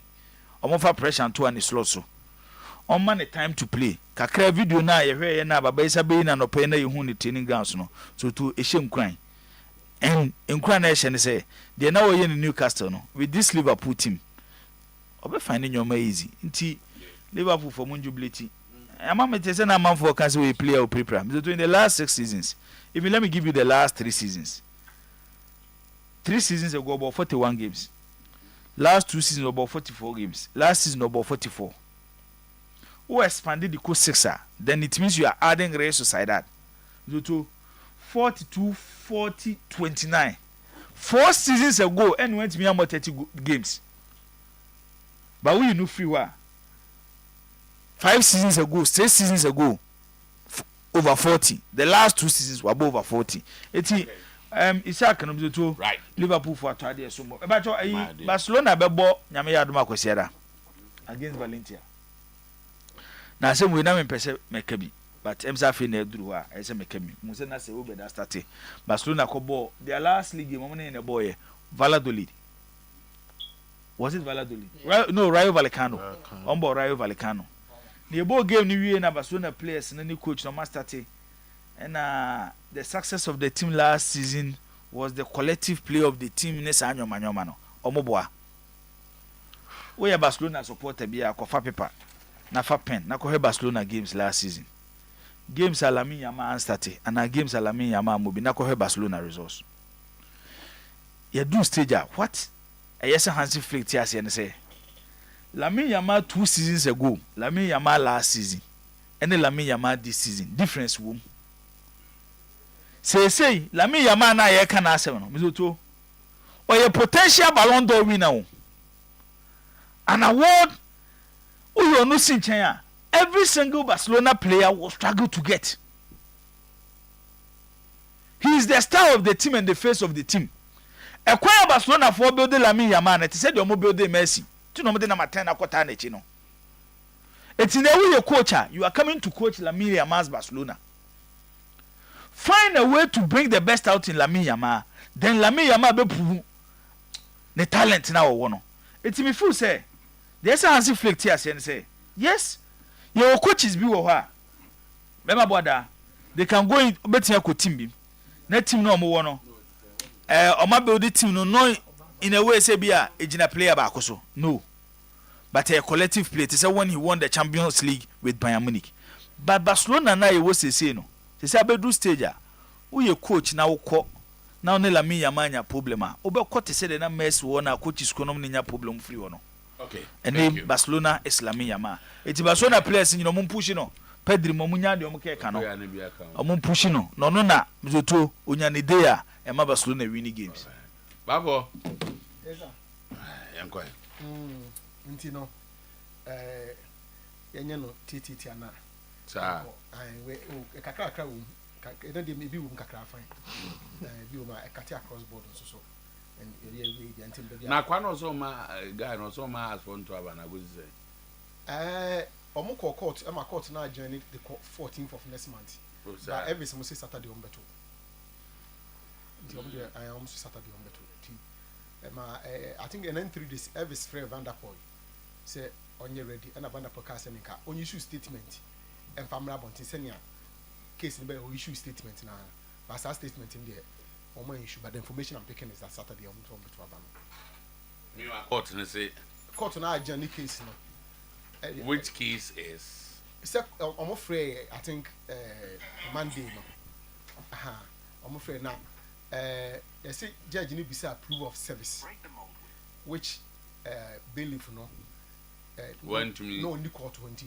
One to me. Okay. Yeah, and you know, I think on the basis of that, let me say every small decide to say on best of Kotono. I'm just assuming. Okay. But I'm hearing it's a Saturday on better. Me could be signing also fine on the monto, but he will push for contempt and make sure that they are jailed if they do it. And also the honor. It's becoming interesting. Because of Timo Bobo Achina. Our here supporters chairman. No Ababe Boama League in a Koyeno. Because what they do. They may all come. Because I brought my 2 weeks a week when our supporters chairman need him no Keja Gum. Wonderful say. Wonderful say that damn it, Quaqua. Banu baby, Tibena, Tino Bremans and Afi, Bab from Fat Win on my teaser cacra.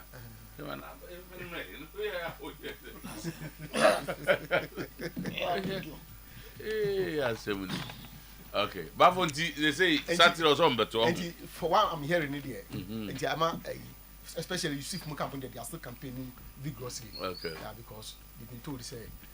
And the Vanderpool near the one no corner. Yeah. On no say, on the no say, on no the court from Russell. Or say, every issue statement. I catch a woman in say elections now Yamasu because of the court case. And if so, or say on beto dia any issue statement, and can say on beto abano. It was issue statement today. Well, I'm not afraid ni nipa baako, but okay, I'm so obey get back to me as to. We see who says Sebia. Obeka's a court, no. SA 14, so you cannot ask me to prepare.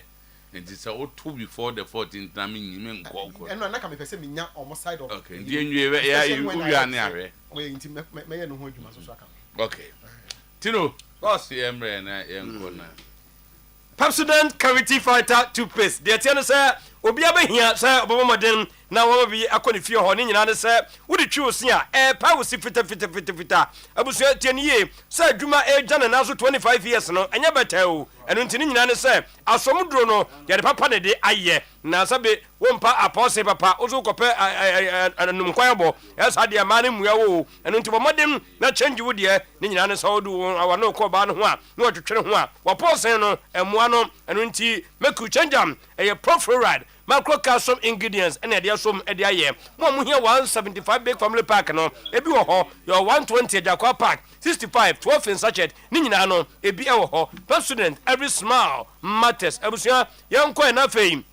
Yes, we Fanasa would a Golden Dew Hotel. No one person be a dear truth in a way. They can say, baby, I would die and it's saying, Hotel Power Bokakoda, Nelson, so consume be reward, we know that I also sing I bonenko and say, a whole kind of home can honor and your papa, Hotel dear. O sardin sector hey dia abusia 10 years so free ba bia ni nyina hini sunyane betwamu a nako base wo enkawe health insurance ni nie no wanya Golden Dew Hotel e ho fe papa ni nyina no ene say your family rooms e ho spacious cozy na funso yes get to any didam who we are standard rooms no e bo affordable comfort kyesa ho haro kama bibia so rodem ho no ebie wo ho ye wo the last rooms ho no mo extra space ho be haro kwa ya fa so stylish ho no mo na fei yesiesi ho no eye kama executive rooms no de medical cultures a premium comfort na tum say yes business travelers no ehia ye ma mo papa mo pe business suite rooms no eno so no de a world furniture bibia bi e wo ho a ene te de sisiesi ho no masabu adwene ntiase so wada ho nyina no unkupie no ababonte same kogye mi oba bi ni masa akoda ho e ho no a your gym center e wo ho swimming pool they treating kama saloon why wo be ma wo ye uti no ba nso aye ne de mu wie na mu pia won say yes bar ne restaurant na wo Golden D hotel no abusua medical culture say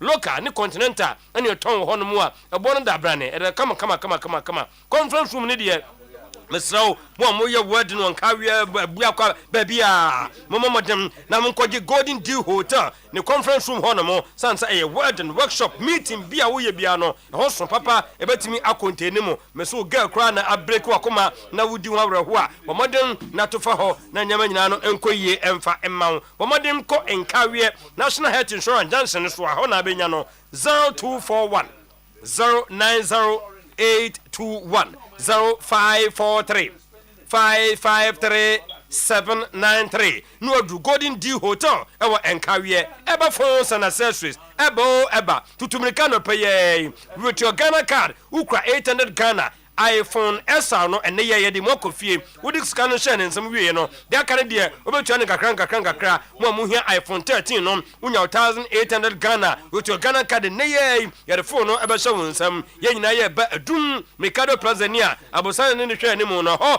na eba phones and accessories ewo obetu future ne ato ho no mo no maboa ama won so nya iPhone bi e de akodi udwuma me kan sa enkra de ye Circle American Mall we no ye wo Circle Mall Block A Shop 21 your circle TikTok lane adjacent modern photos your friend our 0200 689 170 0200 689 175 number simianu and an pay wo frɛ no make inquiries eba phones and accessories we kai say a lover groups of company and a semen ka wo say lover kidie mo pɛ enei Technophones ato laptop Samsung Infinix Itel Samsung ni nyina no ye wia Infinix Itel ye nyina phone a ebeche ediama wo ye wie ne sa no ye se afie ho no so hotena be ye da gise TV bi si ba bia ɛso ho ne ho ye wia refrigerator type be na wo pɛ iron blender, fan, air condition, washing machine, burners, ni nyina no lover groups of company and akra edi aba muntian ye wadra dumua Prudential Bank nie nkrobata ne ba ko ho mo bank yetia ne MTN no hoso nkrobata ne ba ko pizza ti de ye ne CGB bank no and ben so fly station ho no mo a kajetia Morocco tech nso tech station outside no sunyane oboase techiman akra tamale ho nyina no boga wa obenya nkrobata ne bi ho friend was 0501 635 620 0501 635 621 number simianu wo benya fie mpempran de ne phones no bi nyina no atimi ato lover groups of company na nyama ye kama na nyama efe nyama so papa power wo henre akoso do ya wo se ma yade fans na yade no mfa won to form mo amode hepatitis fatty liver prostate ulcer kidney stone SK yade aba yede tu ase kama mo ma bia de uhia se be yusisi mama man girika heba mesha en capsules no ni wakagina mu a ebetumi aboawo akra yekobenya ACP road Feyase Bosumtu Road Adoya Junction Takrade Anaji Estate Yene Hantama Bank no ena epem 0244 544 422 0200 3831 na wadru power so ye Makeba School Ghana obeguso akonka Amansia West onomo sanse adwene na wonya ye de free school na no aboa ne papa akrade na hyase ne hiom timenya gya hyase ne mu 100% record na afie twam ye no watimi abreki ne nyina ne sa abofra no ye hya na se a ye abofra baako ne tablet nie per chat ne ho na fei ye online classes Google Classroom activated web application skill developing critical thinkers na Oyerepa problem solving using technology creativity and technical knowledge skills ni nyina no ade a wo de shaber fancy won feli da biara da okon university kratum say yes wa bem ya sha say with crèche nursery kindergarten primary and a JHS ye kopachi number 2 Kumasi Obuasi Road asam na making 0246 266 555 0533 663 na wanya Makibel School Ghana Franco ena me bora baso e Nokia Samsung iPhone Smart TV 32 to 100 inch chef freezer refrigerator washing machine microwave blender CCTV camera function monitor video anytime anywhere udu Kumasi Ajaba Jewel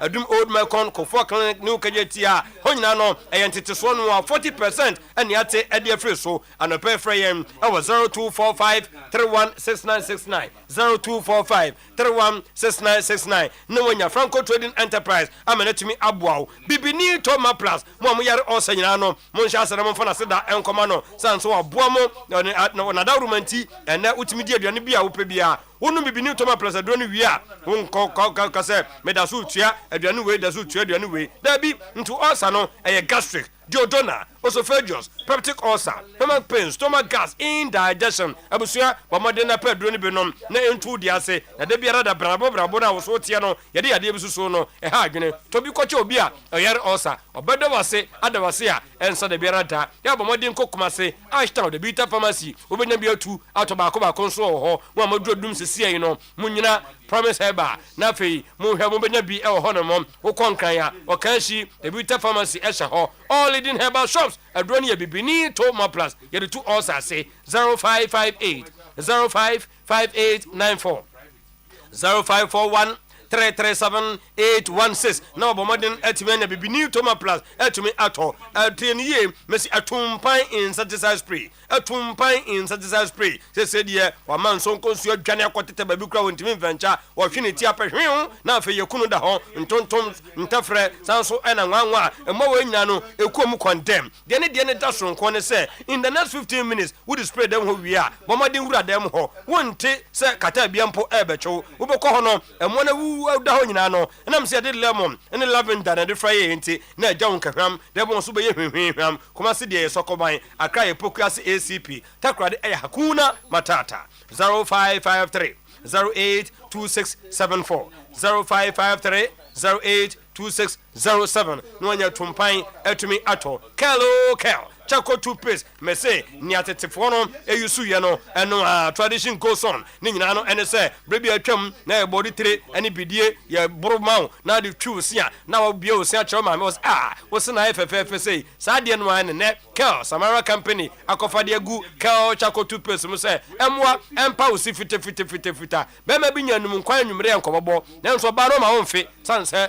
ni nyina ne sa de oyusu no wo disconjoy wo destroy everything bomode na nwumre to be ton tomako ebra wo frey 0246 864 798 0501 454 462 Christian Service University say dear omo tie ya sampa ye ka no o ma make admission no ama say o ma she school ase a wo ko obetu ani 3 years 4 years no wa wie school na afia body no ye so company bia app no entity no ye tetimu ye papa wo be ye MA event management ye 1 year MSc digital marketing and supply chain management and so ye 1 year MSc corporate plan and governance and ye 1 year ye wa BSc cyber security for 4 years and diploma in business study goals for 2 years when you know hostel ni affordable me kan sa pa na the scholarship package nso e da ho e de mamua mo be ye mukra aggregate 6 to 15 no e da ho e de mamo ye full bank program ho e na mo da campus no nso ye wadwane a ye de mamo abrebi amamo hotra no etimi eye mo de content video no so ya abodoblu miensa fa panyan etu ane nchen na bo CSUC edu Ghana uwie ya pe yo bo so hunu bia no obohu school no ho wode no kwada so near Santa 100 meters off Star Junction Obuasi Road at Samna Making CSU excellence with integrity wo friend was 0246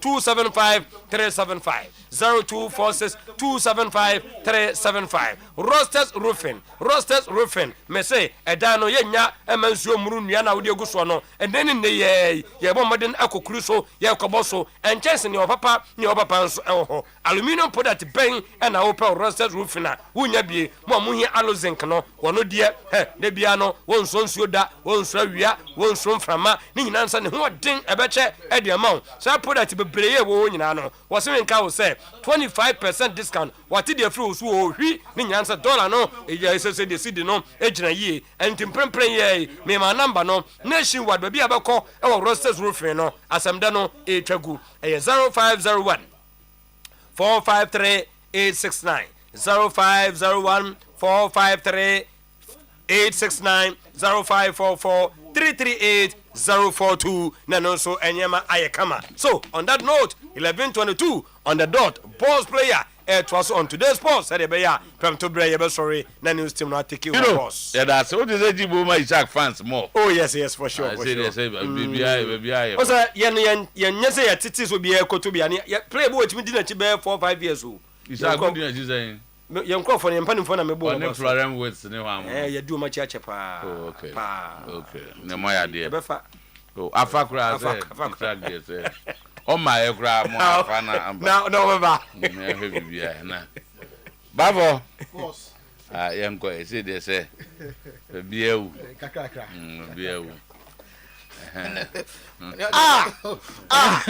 let's concert the street. Wow. Asking 4,000 for referees is like playing concert at the National Theatre. We spend 90,000 per week and 3 million for all season on referees. When you were officiating, you officiated for next to nothing during your time. Oh. This comment gives me gray hair. I almost fell down. Prosper Harrison Addo response to referee George Seja and take him to the cleaners. Respond why? Omo platform be a friend of Talk Sports. Now, Ninia Kumasami, Samuel Benson, head of production Oyerepa, Eddie George Seja comment in Okoto Hono, and Prosper Pufu Yewu Jigai, no Sinedia, in Showbro or Bunkaso Pampamuna, on Tibinye George Seja. Also, we in some sake canon, a concert. Now, a kind of brand of contract a national theatre. Now, we say national theatre as a concert party or no. Na car, FNE Bow, referee no honor. On the day, onim. Now, match day piano, I'm spending 90,000 cities, Ghana cities. Now, see a crown, a few no, I'm spending about 3 million Ghana cities. Oh, referees were no crampono, FIFA referees in Yaman the car. Indeed, I just say that. Yes, answer no can now. Okasasa. Now I'm on only 2 million. Fita. Now, who's our commenting? Kakre bin kutware krampo. Nti, eno ye response ahead of the commencement of the league. Response so Ediaba. So no yanko president. President Mama is ready to invest into Ghana football and take it to another level. President is going to spend $130,000 to build 10 stadia across the country. 6 new, 4 old. Okay, then. Check your figures. 130 million. 130 million. 130 million. $130 million. $130 million. To build, say, 10. Oh, that's a back average 13 million. 13 years. Say, or see, or per se. Omo eye stadium 13 million which means stadium o si we dey na sa no ne botie takwa dey no okay na omo apel consultant omo hwa omo be se takwa dey no pepepe ne bo no hye da anya din na takwa dey no kra no price no mutimi dey na e ne nwa pa ni age ho enti se ne o share bo se 6 new regions no o pese o sisi stadium ho no mo no ti se no omo ye sa arrangement no. With regards to stadia, we promise to build stadia in all the new regions and the regions that don't have modern stadia. So as I speak, the Ministry of Sports and Recreation is doing the design and the costing for the new stadia. And Upper East is one of the regions that has been captured to receive a new sports stadium. That also is under the big push. What we're doing is Takwa Goldfields built a stadium, a standard stadium for their football activities. And I was surprised to learn it costs about $30 million. When government of Ghana has built stadia, it costs hundreds of millions of dollars. Those of you who have gone to Takwa and see their stadium, it's a standard stadium, and I think it takes about 5,000 or more, or is it 10,000 people? And so if they could build it for 13 million, government too should be able to do same. So we've asked them to find out the architects, the designers, and everybody who did that stadium, so that we can replicate it in our other regions that don't have a stadium. Argument metabolisms correct. Say 13 million. 13. And none of us are born. And no issue setibus parabus. And who's there? Economics for all things. Oh, okay. Sekosu 13 yeah. Yes, we will see at the end 13. Was it say I must say sipon no name. I say the point is a 40,000 stadium. I see hundreds of millions of years. Stadium no. When him see stadium they said dance. If I'm right, obi the 200,000 is in that team. Obi so the $30 million is in that team. And that's what I can say because government stadium yes. This is the only see what Tamaleni is point. So I think it's about 40,000 and there. And you know what I say now about Master Montias. Oh, Matthias here. What the president is saying is he the be sing kitty. Be a 5,000. And I know what is inside the stadium. No man can and your man can that's why because now no if was said now I'm a Dortmund for a Tottenham for stadium. What a cannibal. And there was a secret to be a size. You don't even. Yeah, stadium. I don't need to say mine is Casa. So, and I see it, Chroma. No, governance there, a continuous say. See, sports centers, so baby. And I think one of the biggest achievements of President Mahama is to finish them. At least to help the development of sports in this country. It will be a big achievement. Because 5,000 a year, okay. There was sports centers, Libya, 3,000, 4,000, 5,000. It's the other NSC, Sako with Siska. Every quad and Codi Cosino. You bet me the Kakrabia Kushime bet me.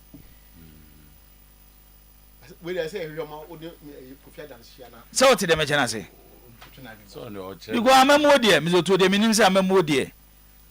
Obi beye no du ba bia papa na ewo mu no ye fa to aso na de anko ye no wa hihye ne ye as a siasa na onya adwene na we de hwan na me nya adwene na me de na ya adwene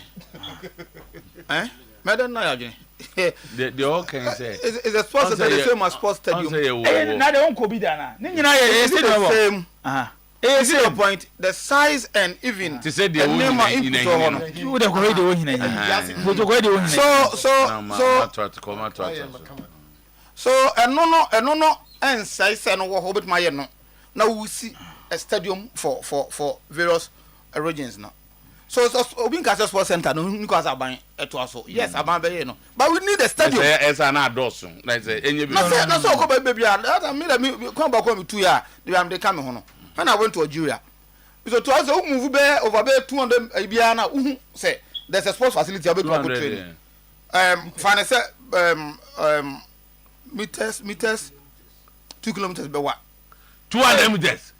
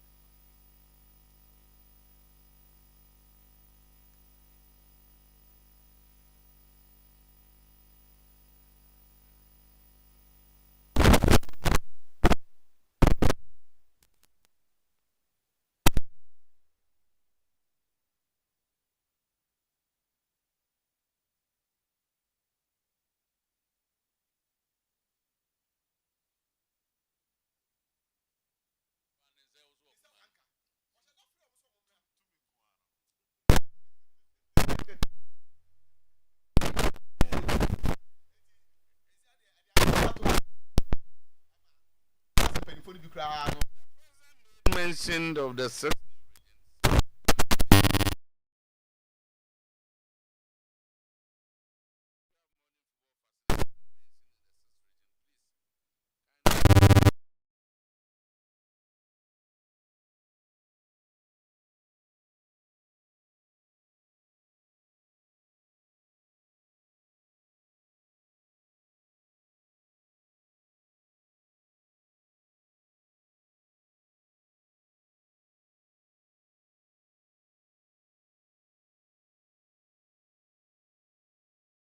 What they brings, they are very organized side with new players. It's going to be a tough encounter. They play very well. So and treat hand supporters to come in their numbers. Phobia. Do I voter na oti? A voter. Voter. Is a voter of two teams.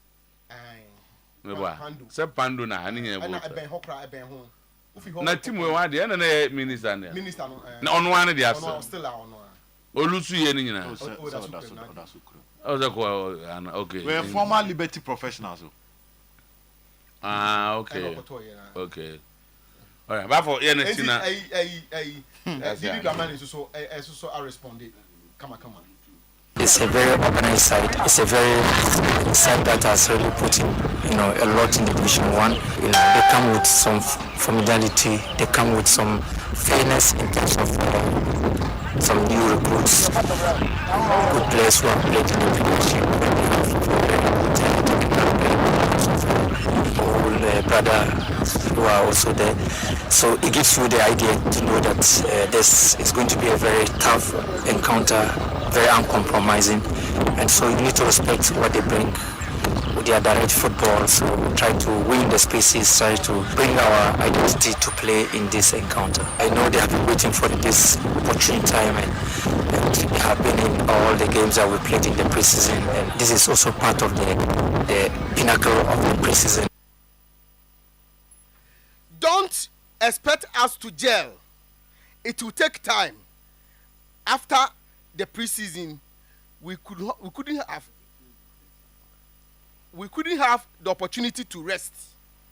Even though we are ready, it will take time.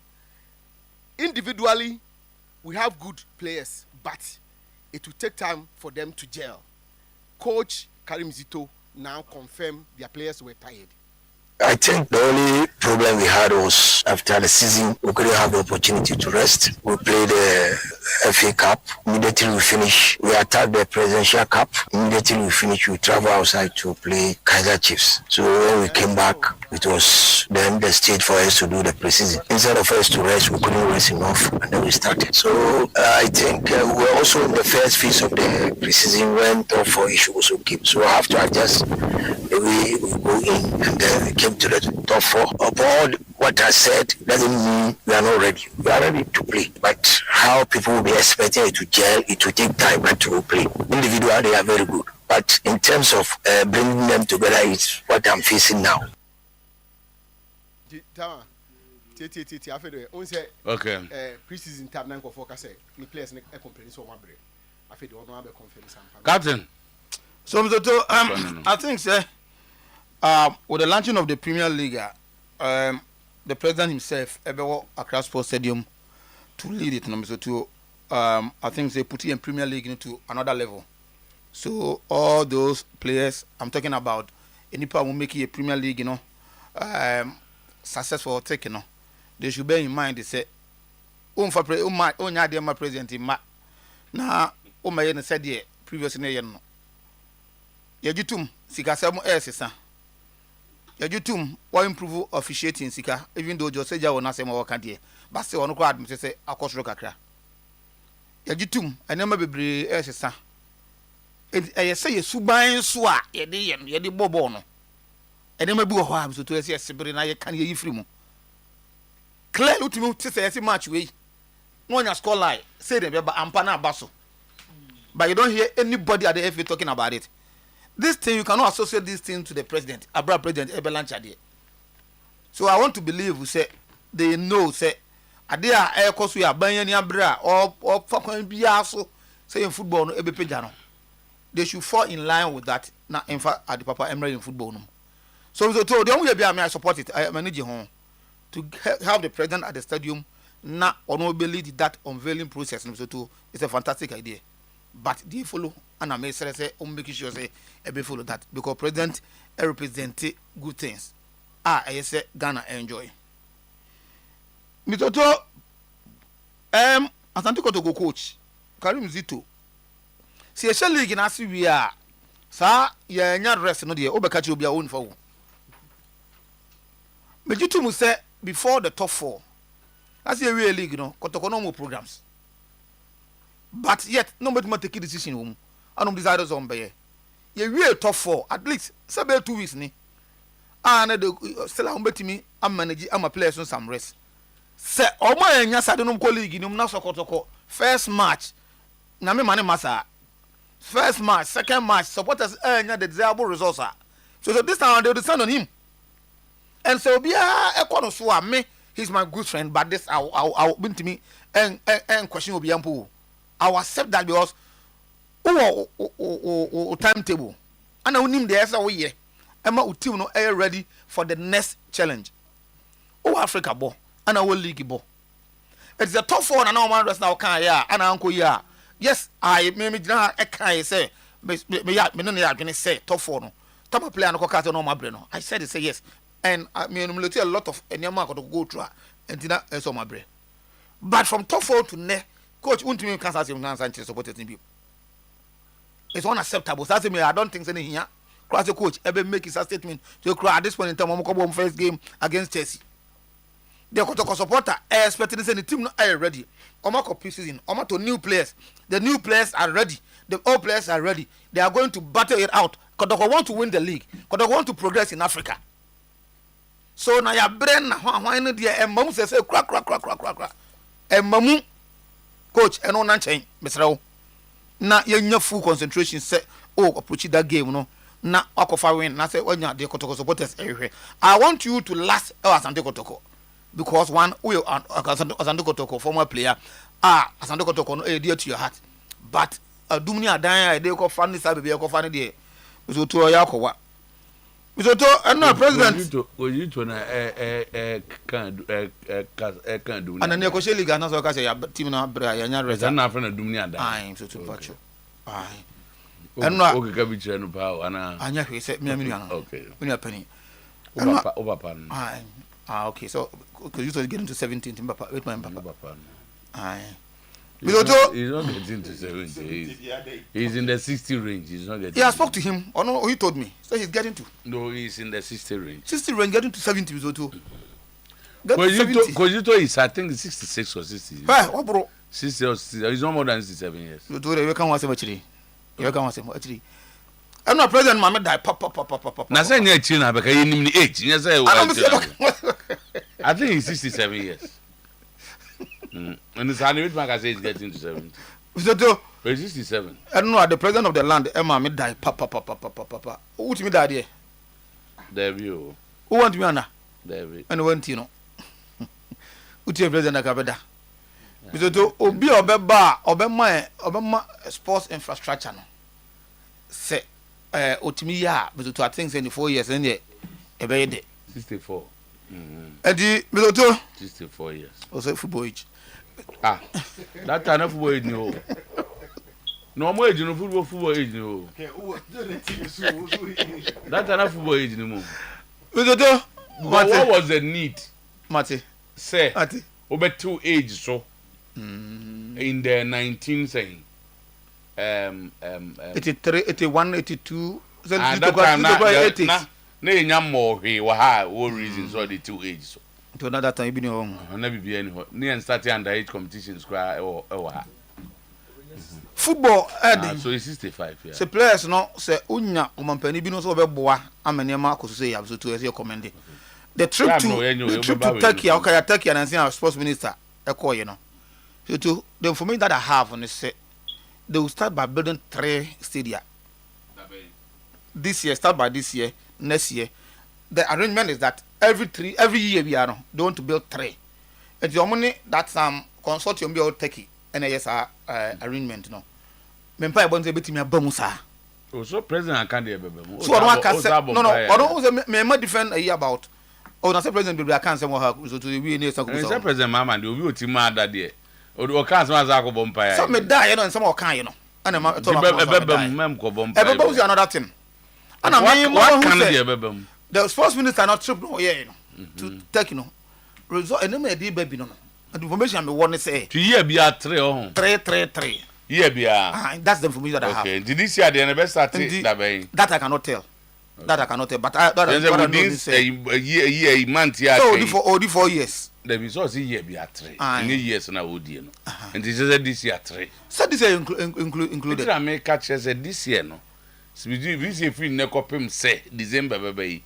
Yen hwe animu say you better see stadium yensa. You can start something. Okay. But not start. The video unwi but start. 3 no. Now they go be na 12 no. We had the promise here now. Say the new that last time I know you or can say the new regions no.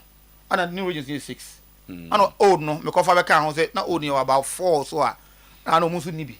So to league na baso.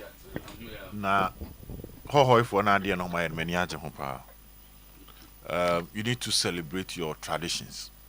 Oto yo nipebu okrabia waterfall your monim se bi hohoi. But ene omehu se bi ho.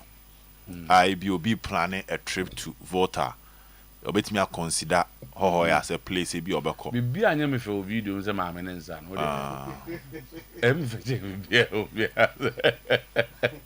Sana proper me wa focusing. To say Timuba it should project where it's coming from and the values of the people there. Yes, the nice one. I think say Omachiribi and they need to come to the field and deliver. And they are there back where on say creating content around the league, you know, it should be a strategic move from every club. Janet Mitaka said most of them should come from the club. So where there's a whole idea. Yes. Or not Tanasia finding ways where introduce something into the conversation. And also the Jessica Crad through this video or the Jessica Crad ya Frania dia Amir Hussein and Yoma Ebeko Eddie Amanu. So let's see how they would really come to the party against a hard to folk Nyamea Doma if you had Ochna. Now Yabebo F in Abaso, Yabebo man penny so Abaso. But said the last time ye manifesto discussions no from both parties no. Okay, I make catch said next NDC manifesto mu back then, not this one, not 2024 then, even 2020. No, Green Book near or more achievements. Green Book was an achievement. Yes, achievement. But with the manifesto of President John Dramani Mahama in 2020 or capture Ghana Premier League and infrastructure. And at 2024 so capture. So beboa e be aketua another means say no cause that's good for Subenya. And they say no eno de ono kan wo oboase. Say na iso omanya division 1. Say so matter. Say na omanya. Nti ehe. Omanya division 1. Yeah, nti ehe. Eno so na mkwa. But the focus had to do with he made it clear that there's going to be an investment in the Ghana League. Motu, investment in Habano. Okay. I'm expecting the FA to be much smarter and make the game more attractive. Motu, so a man penny at the Ghana Sika Beshe baby. And I apekwa embiso afre franco for the monjeje kakrambe shimua. Sikano, a man tetuo a yin yaso. Into a mini beshim. Na yebebo one match ni ebe wie na nsam ebe free ho ba no enyo ma egu ampanyin table so ani pese o mampanyin de na no tum se o wo de amuni we kran kasa no mbo amokro munya. So we've been saying that the league an economic benefit to the country and be at the current government na so into a bar esesa wo ye ni ye so that economic benefit in Nsabeka and they will be willing to invest more. But any kwan say o mampanyin de abehye nti no ababeda. No, I ain't troka. Now, at the end of the day, no. Next time, of course, the following year, because this year not the other. What about next year? So it should be better. There should be positive remarks. Okay. The investment should yield resource. Okay. So that there can be that consistency. Aban we crab free on. Now baby be that was the next government and crab ban. Okay. No kutemu. So mama so na jibo sunye kakre na. On say sports no is centered around football. So yeah, spending much time on our football than the other sporting activities.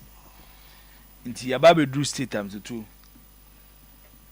Yeah, two biggest stadia, Accra and Kumasi Sports Stadium. Accra Nyame and a Bem, Naka for whom your mobile be a Ghana Magic Cup of Nation 4, Ghana Dibre was so TNT Timus Madagascar and Niger and Sudan, till the Momonesa and Nabayara Sports Stadium. The two. And nay, Oman Penny over beer, and if you want to improve the standard of our stadia, this should be the first thing. Babayara and Accra Sports Stadium. The Tosumi, you know, you see a Sipon, and you see Tamale, and you see Cape Coast. And they intimate you to stadium. And so your magic. A Sipon and I say, Mons or my Juma, I'm saying there's a boss no try so bet you be as or by and why Juma. Indeed, say, we more numbers to see intimate maintaining. And then I was see, the OC of Crown Diminishers, so still a Missy Biogum. About your man, see new regions. Who's the dear new regions then come? So I agreed. But then say, they are harder than the intimate Shaswa. Ye being count. We should put measures in place. Yet this are the harder than a bedroom stage. Because many sure say, see, stadium or sorry, Ebia, wa. You better blasters work up qualified alcohol. See, I can't baby with me. What's say? I say, yeah, my name is Otuo. You were your mother, na politics na say, yeah, mine. Politics na say, yeah, mine, because so offer the template of the country when it comes to sports. Shall be able to say we need sports college. She need development to Ghana sports, Mr. Otuo away. Babu so be pek akra to ni butumutium. See, you go see be wa no be dia kwakwa yi. Eti mesro man panyini. Baby agina sese dia. Botema ya esi Mr. Otuo go fa botema na kowe. Are you waste? Enche beba bedane baba yara ne yi. Nti o ma na ni ko. Ba for see 80 million Ghana cedis ye be che dia ma clubs no. Ye bo man panyina ba so. Sa dey we dey because o man panyina ya dey. But ade chiemu nsem no na ye problem say be to aso no. Ketoka ku ne afi na koye te se papa wa wo ne ba. Na Mr. Otuo ayi ontimi fa ne nko school no akwa abusuan panyini ho. No akwa se abusuan panyini se abusuan panyini mesrew bo na hwe me ba e school mame. Na abusuan panyini agi atum so me hwe oba ne de ama ho. The moment abaye Sam Mr. Otuo, your duties as a father wanya ayera no. Me mpesi e bedu stage bi na Mr. Otuo aban de ni sika be hye league mu. Na aban pe so be league ni no bi be ba sore anopa bi. Abegina radio so say aban abegi football ye because ma mutuo nyina ma feli. No mama aban no Mr. Otuo sika odi abehye aban so diska ko ba bia na ni wo ho. Nti o mo de beba. Be ma boda mi wie no say akomi eba. Me wo Talk Sports platform ne so. Na me ra ho Mr. Otuo Edema the response from the General Secretary of Ghana Football Association to Referee George Seja. The Amamira when they say, Zutu Obiani was assist so betting a say, giving a referee 2,000 Ghana cedis, 2,500 Ghana cedis, Zutu, as solve the corrupt state of our league, especially when it comes to referees' influence. But what they make out and say, Obiani will take Ghana betting a say 2,000 Ghana cedis, and 2,500 Ghana cedis. Everything solve the corrupt state of league in the womb. If there is one area, Mr. and Kabine Crown farm when in Copa, a officiating this care my referees. Sikana Crown commodate my clubs, no, Mr. Commonty Sikanibi, when you percentage you found more referees, no. Sir, you say Jabekase, and at least 4,000 Ghana cedis. 4,000 Ghana cedis a day. Oh, but it's not even up to $400. Meboa, Monamudi dollar. It's not even up to $400. Loto 2025 referee Ghana Premier League. Now be Ghana Premier League we are untimi nya $400. E wa bra yetima referee 200,000 300,000 second ko influence game ame. na so bi be ka sa de we ya then you go to a platform as the general secretary of the Ghana Football Association o sre no e di na tem se on ko national theatre. Prosper is my friend by the statement in the ref ni kan no onu mum na so ko national theatre. Prosper ni kan o. Yes, he should be there na first. Asa na say jan ko tro no go hwebi. Okay. Eti o say omo boka 3 million Ghana cedis omo ne to omo uniform and na omo transportation of 50% no why. Ghana referees omo di Ghana Premier League. Opo omo nko famra. Referees do do say na last year GFA twa omo sika mo transportation. Referees clubs here dey try take it more. Yeah. Yo. Slow. Captain. Akomia. Bemotuo. Edu sabra me no time a. Wonna na also die in the ngofo busa ho asem. Omo musa na me mo mansa. I'm already untimi na. Na mitimi. No anko a. No mitimi na president na me die pa. Okay. Atens manya ansa mo. O so wonya kan se de be wo mo. Anti na mitimi na. Om gusu busa. President ama me ada pa. Me sa cause wada. Okay. Foforo ba me san yi anom so tu. Okay. Anti no. Biso to o yare na untimi na se de.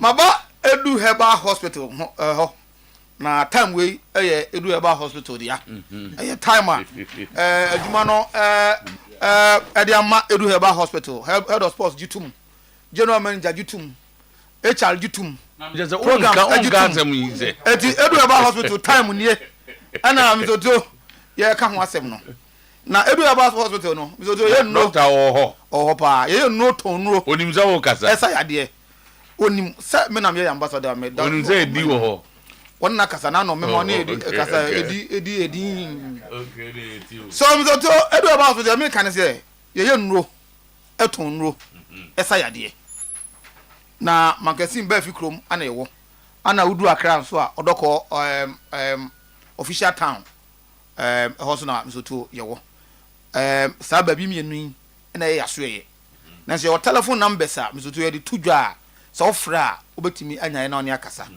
mami ka fan tudwa na me nto am nkomodo so 0243 98 9368 0243 98 9368 0558 379545 0558 379545 and 0201 044221 0201 044221 so to when numbers are so fra obenya Dr. Adu Mohammed now na kasa number ba ko so obenya the administrator of Edu Herbal Hospital na ono makasa komo bia opeso onom di efa Edu Herbal Hospital ho bia no akwanya wo ho obenya aso ama na ya cheche no ma bia mu so se stroke ho asem de ya if I chose what tribe bia na so do stroke no wa pa abasa enkwa for ni kire magasi ba fi krom na ko Edu Herbal Hospital ho na ko he se ehon so sa ankwa o hwe machi kwa awomre Oyerepa ha obesimi so tuo so a obefra mama na kwashim ya beso gusam bia no obusami se bia na woje na wa ha bi jizo beso opa general manager o do ba omra wa ho do na ambassador o mami ya me so tuo fa number na e to ya juma because me so tuo ji enipa nkwa e make enipa life meaningful e ade a